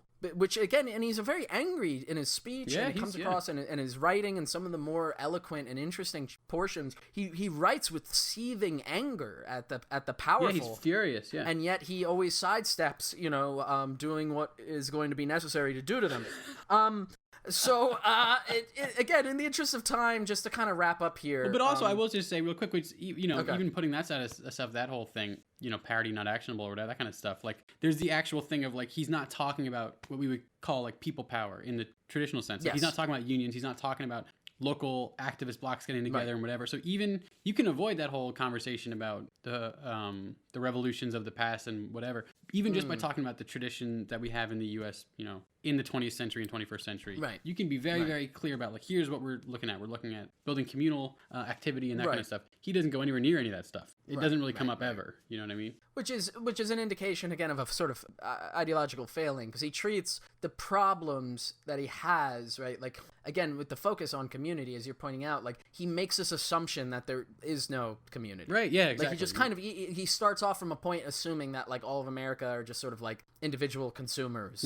And have all lost touch with stuff, which is probably to a certain point informed by, like, personal experience and then, like, sort of media exposure, right? Like, he just has not had the interest or desire to look into alternative histories, right, of the past that show that, like, there have been a number of moments of crisis, and in those moments of crisis, different communities have formed. Some of them have long traditions, some of them have been quite successful in their efforts, others not. But, like, in terms of, like, looking for real solutions to things, which is ultimately the point of his book, he never really seems to examine the other proposals that are there, and I think that's also a part, maybe like a personal hubris or something, right? That, like, he has to rediscover, like, he mentions a couple of times in the book and in the documentary, like, this idea of, like, one of the reasons why you have to throw out all the old ideologies is, like, because we're in a totally new paradigm, so you have to start with a blank piece of paper. Oh, right. And it's like, well, yeah,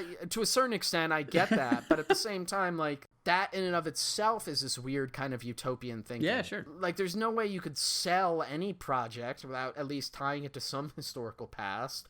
Unless you're just, like, fucking, Visigoths burning down Rome, then you don't really need, like, some fucking long historical tradition to draw from. You just say, like, we want to burn the city. Right, yeah, I mean, as you mentioned earlier, there's definitely a rationalist thing here. I think he would probably, call himself as, like, non-ideological or whatever, which is... But saying that you can do a blank slate or whatever is, like, a deeply ideological, right? Like...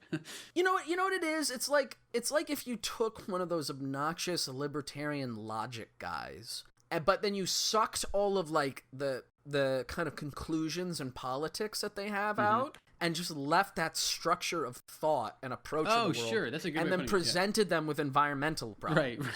Because, like, even though, like, he taught, obviously his main focus is on energy, he does talk about climate change a number of times. He never, like, stresses the climate change aspect of all of this, which is odd considering that the only kind of nomenclature that he is identifying with is sustainability. Yeah, exactly. Like, he's like, I'm part of the sustainability movement. Yeah, it's in a lot of senses, and maybe this is, like, I don't mean to be, this has a negative characterization in a way that, I don't know, maybe isn't fair or whatever, but it seems like a lot of it is a politics based out of, like, fear or a sort of anxiety. Yes, it's motivated by his genuine, I think, as you were talking about, like, his genuine fear that this shit is imminently collapsing. And not collapsing in an abstract sense, but, like, actually, like, buildings crumbling down upon themselves, that kind of thing. And so that motivates a lot of his analysis and where he comes to and what kind of conclusions he reaches. But that's a very different thing than other, traditions.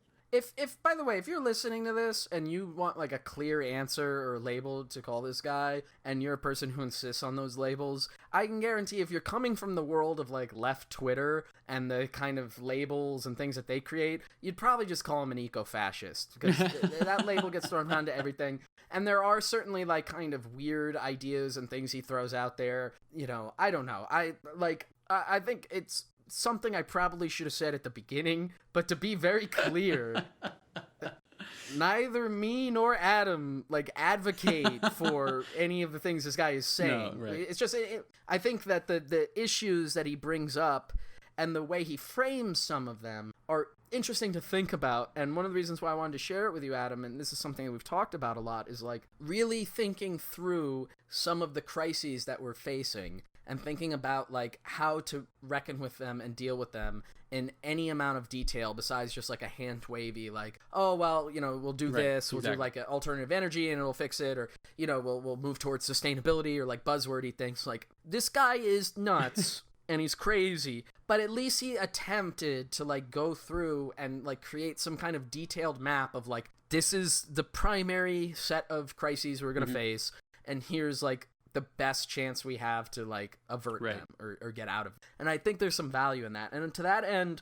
I wanted to wrap up here by going to the very end of the book and also saving everybody who's listening to this like $12 or however much the fucking book costs. So again, as we stated, you know, this book was written in part with the intention of being like a policy platform. And so the final chapter of it is he has his 25 points, and they're called an emergency 25-point plan for action, in which here are the 25 things that if he were president, like, should be done immediately. And to speak to the thing you were talking about like the sort of strong presidency or whatever, the top, I'll just read like the little intro here. It says, note, for each of the following points, it is assumed that each shall be carried out in a constitutional manner, that where necessary, laws will be passed and judgments rendered. However, I look back at Franklin Delano Roosevelt and Abraham Lincoln and pray that we could find that kind of American just one more time in case we need him or her. And so obviously what he's saying here is like, respect the Constitution, but you don't really have to. Right, exactly, like, yeah.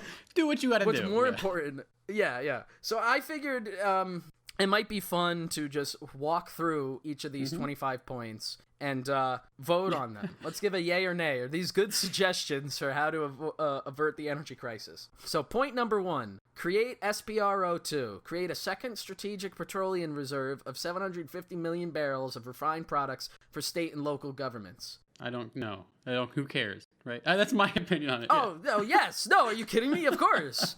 I didn't realize there was going to be tension in this. I thought we were going to be lockstep. I thought we had a party line to adhere to.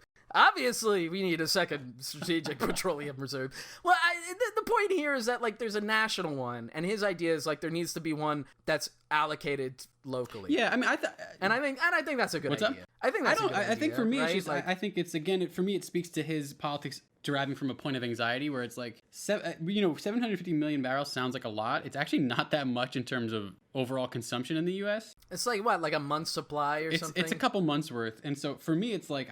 Yeah. This is just, I guess, my own personal sort of predilection here, but like, if we're at the point in the future, in the near future, because that's what he's talking about, the near future where we need to have an extra reserve of like 3 months worth of oil, things have probably gotten a lot worse than that oil is going to help facilitate. You know what I mean? Like, things are going to be really fucked up if we're like, oh, well, this is going to be a really big 90 days. And then after that, it'll be fine. Like, that doesn't seem particularly practical to me. If you want to make the fucking thing, go for it, whatever. I just don't think it's going to actually do the thing he thinks it's going to do.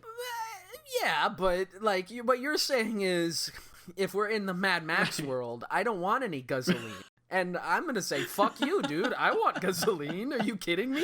Yeah, well... Like, if we're already at the point where marauders are chasing me around with fucking swinging hooks and things, I want to be able to peel out with my V8 Interceptor, okay? That's okay. Actually, then yeah, fuck it. You know what I mean? If those are the choices, Mad Max without the Guzzoline and with, then yeah, that's a... You know what? Don't give Adam the strategic petroleum reserves. Give them to me, okay? That's All right. right, let's go to point... We have 25 of these to get through. All right, point 2. Establish a new and uniform crude oil reserve accounting system for the United States through international agreements with the International Energy Agency and the United Nations. Move for uniform, transparent, and reliable reserve estimation and depletion rates globally. Sure, that's fine, right? Yeah, that sounds... That's just... Yeah, exactly right. That's what that is.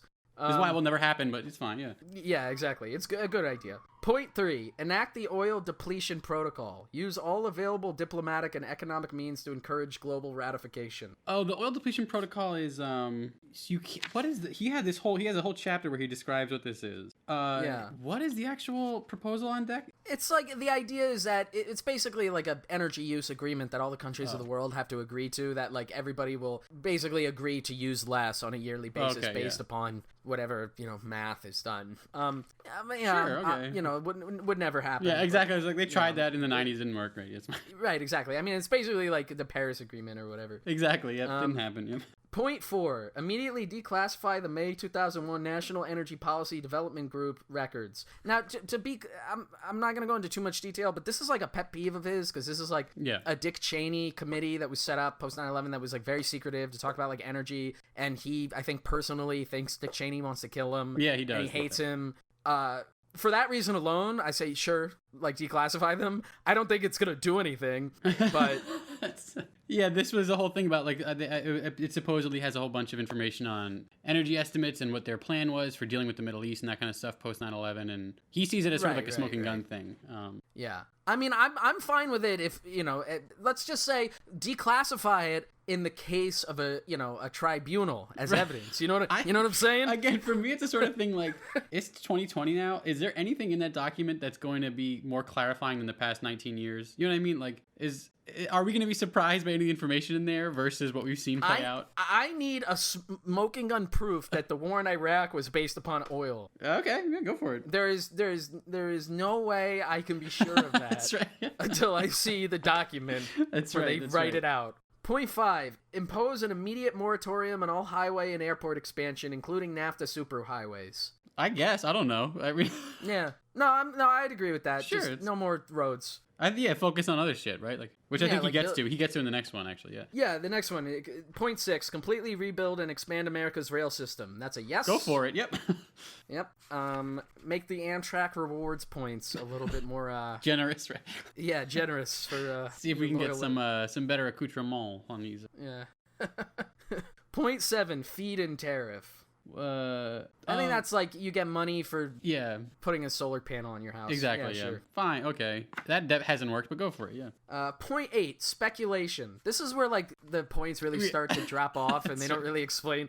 I'm against speculation. Right. So no more speculation.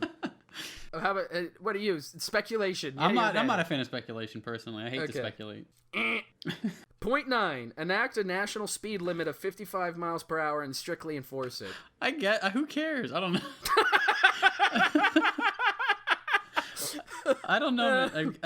I think the idea is that'll use less energy. Yeah. But also you won't be going as fast. That's right. Well, so that's a crisis in and of itself. Yeah, exactly. Yeah. I don't know. By the way, each of these are not just the titles that I'm reading. They each have like a paragraph or two. I just think that's one of those ones where to me it's like you're fucking president and you're going to talk about doing 55 miles per hour. Yeah. You're fucking president and that's what you're going to go on like. The last sentence of that one, it says, if Americans are addicted to speed, then they can have it back when they find a way to go fast without oil. And if you want a way to go fast without oil, hit me up in the DMs. You know what I'm saying? All right. Point 10, eliminate all federal subsidies for ethanol and biofuel production. Yeah, I'm sold on that. I actually think, he goes into this, and I've actually read other stuff on this in the past couple of years. Like, a lot of ethanol and biofuel stuff is really not good. It's not. It's bunkum. Yeah. It's hogwash. Yeah, exactly. But yeah, it got massively subsidized post 2000, and it's not a great way to spend money or resources. It's foolhardy. Yes. Sorry, Iowa. Point 11, create feed-in tariffs for local food production, point of origin labeling. I think there's supposed to be like a comma there. Right. Like local food production and do point of origin labeling. Sure. Yeah, I'm for this. This I don't. Yeah. Local food production, and I think encouraging local food production. The idea of point of origin labeling, right, is to say where the food is made. Doesn't a lot of food already have that? It does now. I don't know if at the time it does now. Yeah, that's a good point. All right. Point 12, stimulate and strengthen local food production through federal and local governments and make vacant urban land available for cultivation. Same point. Yeah, exactly. Fine. Okay. Point 13, agriculture soil assessment. Oh, this sounds like that'll cost a lot of money. We probably fucked up the soil beyond. Whatever, it's over. Yeah, it's done, dude. It's done. It's tapped out. Yep. Yeah. Point 14, create a federal clearinghouse to track and report on all successful state and local initiatives with respect to relocalization and energy use. More bureaucracy would be fucking great. I'll tell you that right now. I would be in favor of that. Hell yeah. I want to send out my minions to the hinterland of the country, take everybody's names down, and then bring them back to a giant report in my house. You could probably just do this on the internet. I don't know. If it exists post-collapse, I guess, yeah. Oh, we'll always have this horrible thing. Point 15, draft and pass a new Public Utility Holding Company Act. Yeah, see, again, this is the thing, is like he's talking about energy reserves and shit, which again, I'm not as immediately concerned with reserves and stuff. I think he's always concerned about this idea that we're gonna use up all this stuff, which for me is not as much a motivator for my political analysis or whatever, I guess. Right. Yeah. But whatever. I mean, public utility stuff. What if that? Would it go for it? I don't know. I mean, like some of these points are so small that I'm just like, you know. Sure, that sounds good. Yeah. That's fine. Point 16, rebuild the grid and energy infrastructure, including oil and natural gas pipelines. Well, that's just like... I think they might, honestly, I think that's one of those things that will probably happen as a result of whatever happens over the next few decades. Like, unfortunately, you know what I mean? Like, they're going to be stuck redoing a lot of that stuff anyway, so. Yeah. Point 17, create a public energy oversight board to police, monitor advertising, and public dissemination of information about energy. So I'm going to summarize this because this is one of the longer ones. It's like 3 pages. The idea here is to create like a board that regulates like companies who are talking about how much oil reserves they have, because one of his big contentions throughout the book is that like all the oil companies are lying about how much oil is really left, and so he wants to like criminally prosecute energy companies and advertising firms that like lie about this shit. And you know, that sets a precedent then of allowing the government to like target and like, you know, criminally charge energy companies and companies of all kinds. And so for that reason, I'm fully supportive of it. I don't really care about them lying about their reserves, but I would like to put them in jail. Right. So that's fine. Yeah, go for it. This is a fun one. Yeah. Point 18, redraft the tax code of the United States. And it gets into detail here later in the paragraph where it says impose a universal flat tax. Yeah. Which is garbage. A terrible fucking idea, Michael Ruppert. Very bad idea. The whole idea of all of this is you need to generate a shitload of money really quickly for the federal government to do all this stuff. Yeah. And what he's basically saying is like, no, flat tax. This is like some weird libertarian idea. Yeah, it's bullshit. Yeah, it's bad. Yeah. Awful dog shit idea. Point 19, nuclear power. Again, is that a policy proposal? He's like really skeptical of nuclear power, and I agree with him on that. I'm also, I don't think it's a great thing to invest in, but yeah, he has a couple paragraphs about how we shouldn't be subsidizing nuclear power. The one point I do like in this policy point is that the only new uranium we should get is the already enriched uranium from existing nuclear warheads. So it's sort of like an idea of like, swords to plowshares. Swords to plowshares. That's nice. Yeah, I like again, will never happen. But no. Well, we wouldn't raise enough revenue with the flat tax, so we can't do it. Yeah, exactly. They would be selling off fucking nukes. All right, point 20. Draft new federal building codes for home and office construction. More bureaucracy. Right. That's a yes. That's a 100% big rubber stamp. Eat the rich. Adam Boffa approved idea.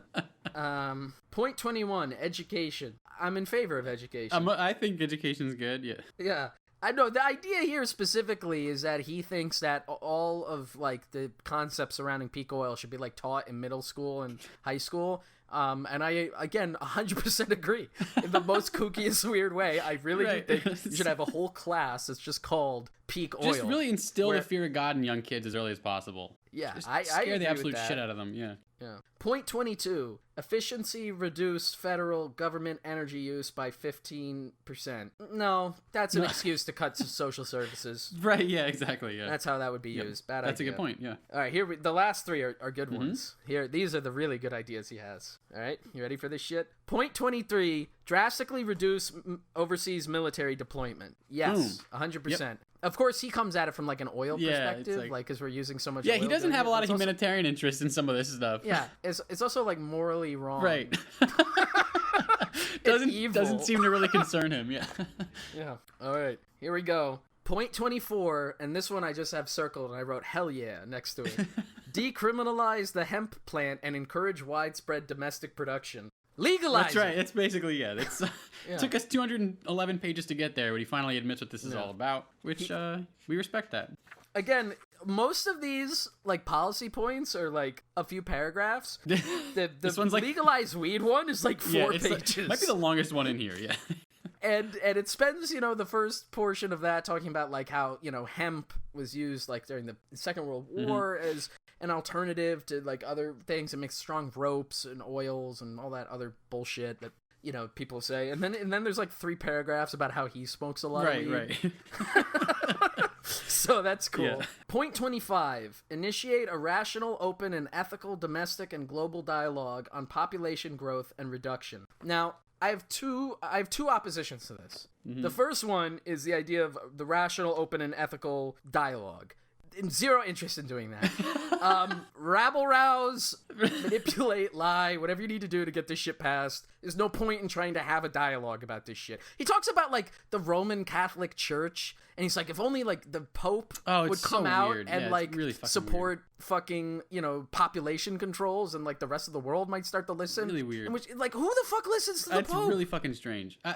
Stupid. Weird. I think we might have to do another little convo some other time about population growth, because that's a whole other issue that we could get into. But he's he gets really into population he's growth. Really obsessed with that whole thing, and that's a growing discourse now. It might be worth talking about sometime, you know. Yeah. I'm gonna again, if you're listening, God bless you. We're like 2 hours into this thing. I don't know what point this will be in the actual episode, but like, I'm gonna say right now my opinion on population growth. And so that's the final word on that. Okay. So those are his 25 points. We should have tallied them. How many are good ideas? And how many are bad ideas? I wasn't tallying. Yeah, I don't know. It's a mixed bag. He has some okay ideas that are kind of self-evident and obvious. I mean, some of these things are like Bernie's platform, right? And then like other things that are just like weird and insane. Yeah, I think the Thanos shit on point 25 is maybe one I would have an issue with. I would probably take opposition to that whole thing. I would love to have a rational global discussion on population growth about who should be murdered. That'd be a great fucking conversation. Let's just be rational about that. Yeah. I want point 26. Give Thanos the Infinity Stones. Straight. Yeah. Just in a very rational, calm way, just hand him the gauntlet. Yeah. I don't know. I mean, overall, like, I don't know. How can we wrap this up? What can we say about him? I mean, like, he's definitely an interesting guy. And I think part of the reason why I've liked him when I was younger, and I still have a certain kind of sympathy or whatever for him, is that I've always liked weird cranks and kooks and kind of conspiracy-minded people. I think they're really fascinating, even what they're saying is like totally batshit crazy. The really truly interesting ones have some kind of glimmer of insight in between all the weird psychotic shit they say. But also there's an extent to which they represent in a unique way, like some of the cultural trends or whatever that are happening, economic trends, whatever, all that stuff. Again, because he speaks so directly, and I think in a lot of cases inaccurately, like, you know, I don't agree with his conclusions, but because he speaks so directly, you can actually in some ways get a better read on what that moment felt like to a certain group of people than if you were looking at contemporary punditry or whatever. You know what I mean? Yes, yeah. I mean, we've talked a bit about how he's sort of a snapshot or a time capsule of like the recession, but also the other thing that really drove him, and, you know, his earlier work, and it is very present here, is like this kind of like Bush era conspiracy stuff. Yeah, very much. Vis-a-vis like 9/11, the sort of intentionality behind like the global war on terror. And this like moment of the 2000s, which I'm probably in some weird way nostalgic for, in some awful way, where it was just like, you know, this kind of the beginning unraveling of the belief in the long-term viability and security of the like American project. Yeah, sure, absolutely. And this like all of the things vis-a-vis, like specifically without the grounding of an oppositional power like the Soviet Union, exactly, which you had up until the 90s, where it was like, okay, you have these are the two alternative visions of the world. After that, you really just have like the American vision is the vision of the world, and that's when it really became like, at least internally in the United States, like aware of like how much of a nightmare that fucking vision was. Fucking weird time, dude. It was an extremely bizarre moment in a lot of ways.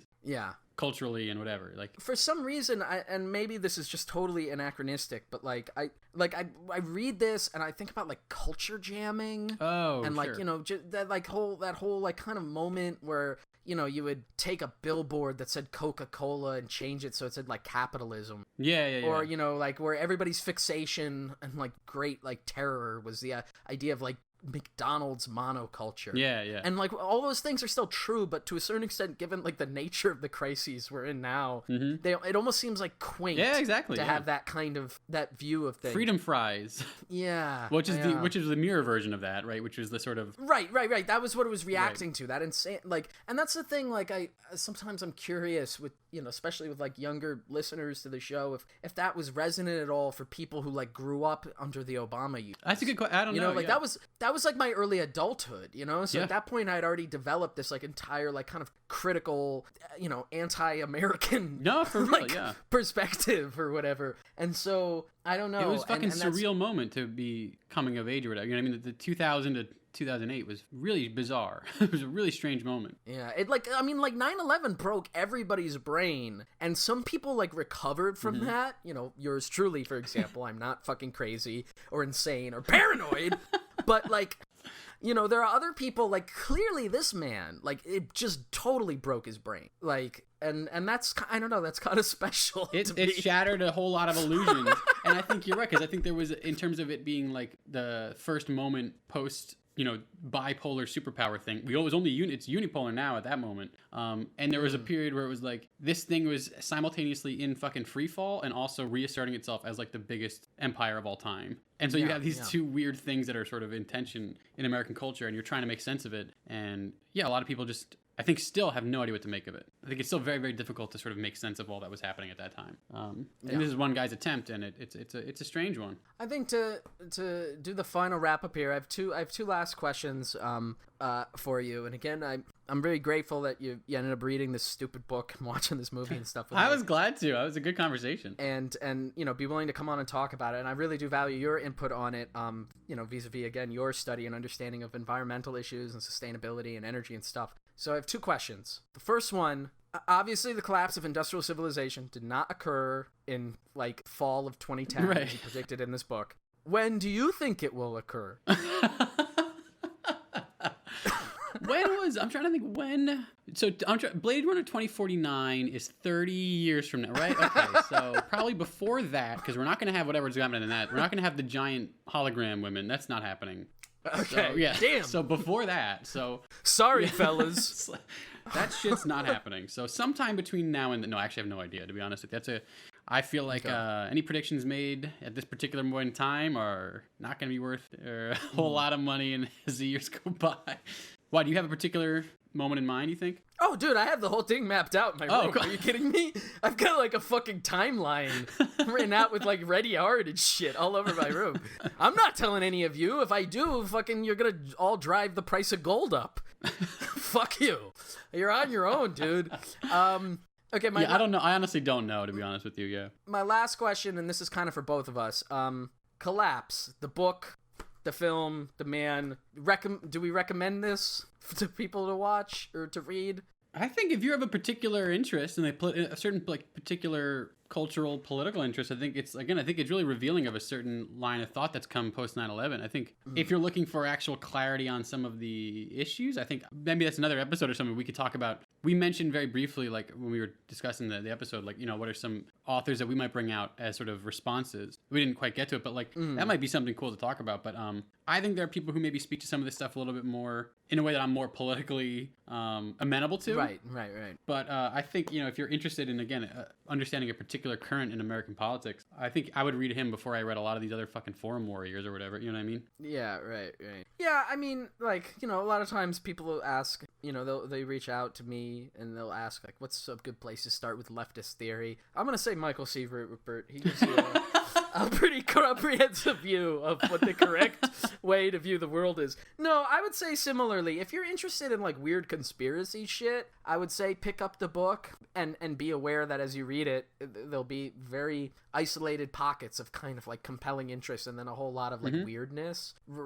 You know, if there's a sort of aesthetic enjoyment for you to read that, I would say the film is still interesting. I think it's a good movie. Yeah, I think it's like a good documentary. And I think it provides, you know, a comprehensive overview of most of the ideas and topics and stuff he brings up in the book, but it's in a, you know, condensed hour-and-a-half format, and it's kind of, you know, dramatic. I will say, watching it in the midst of like quarantine and not going outside and not having seen it for like 10 years, and I showed it to like Carrie for the first time, we came out of that just like, oh, it's heavy. Man, this fucking sucks. Yeah, dude. It's heavy. It's like an incredibly depressing film. Yeah.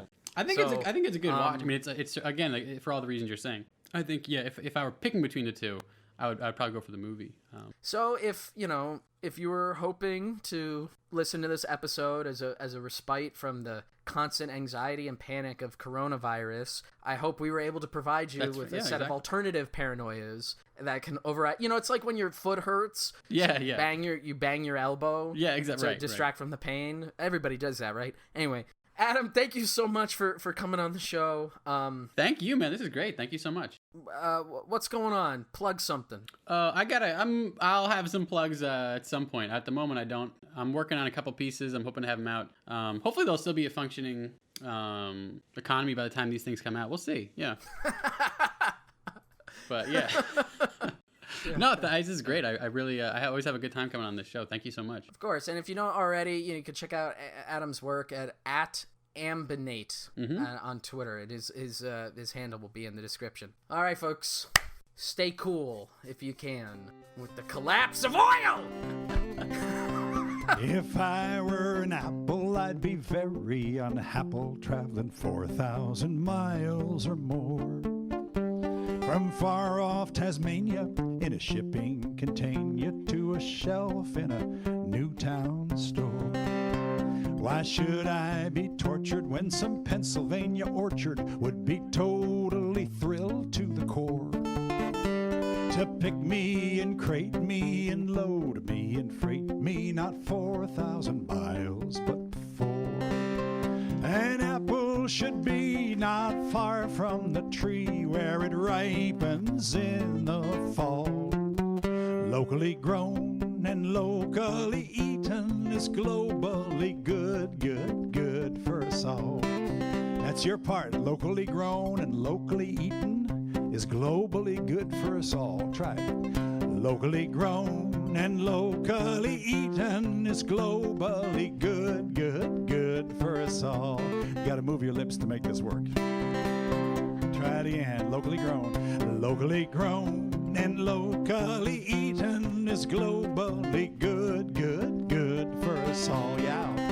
And if I were a berry, I expect I'd be very contrary and hardly inclined to get shipped out from Chile to a store in North Philly. Hey, I'd have to be out of my mind.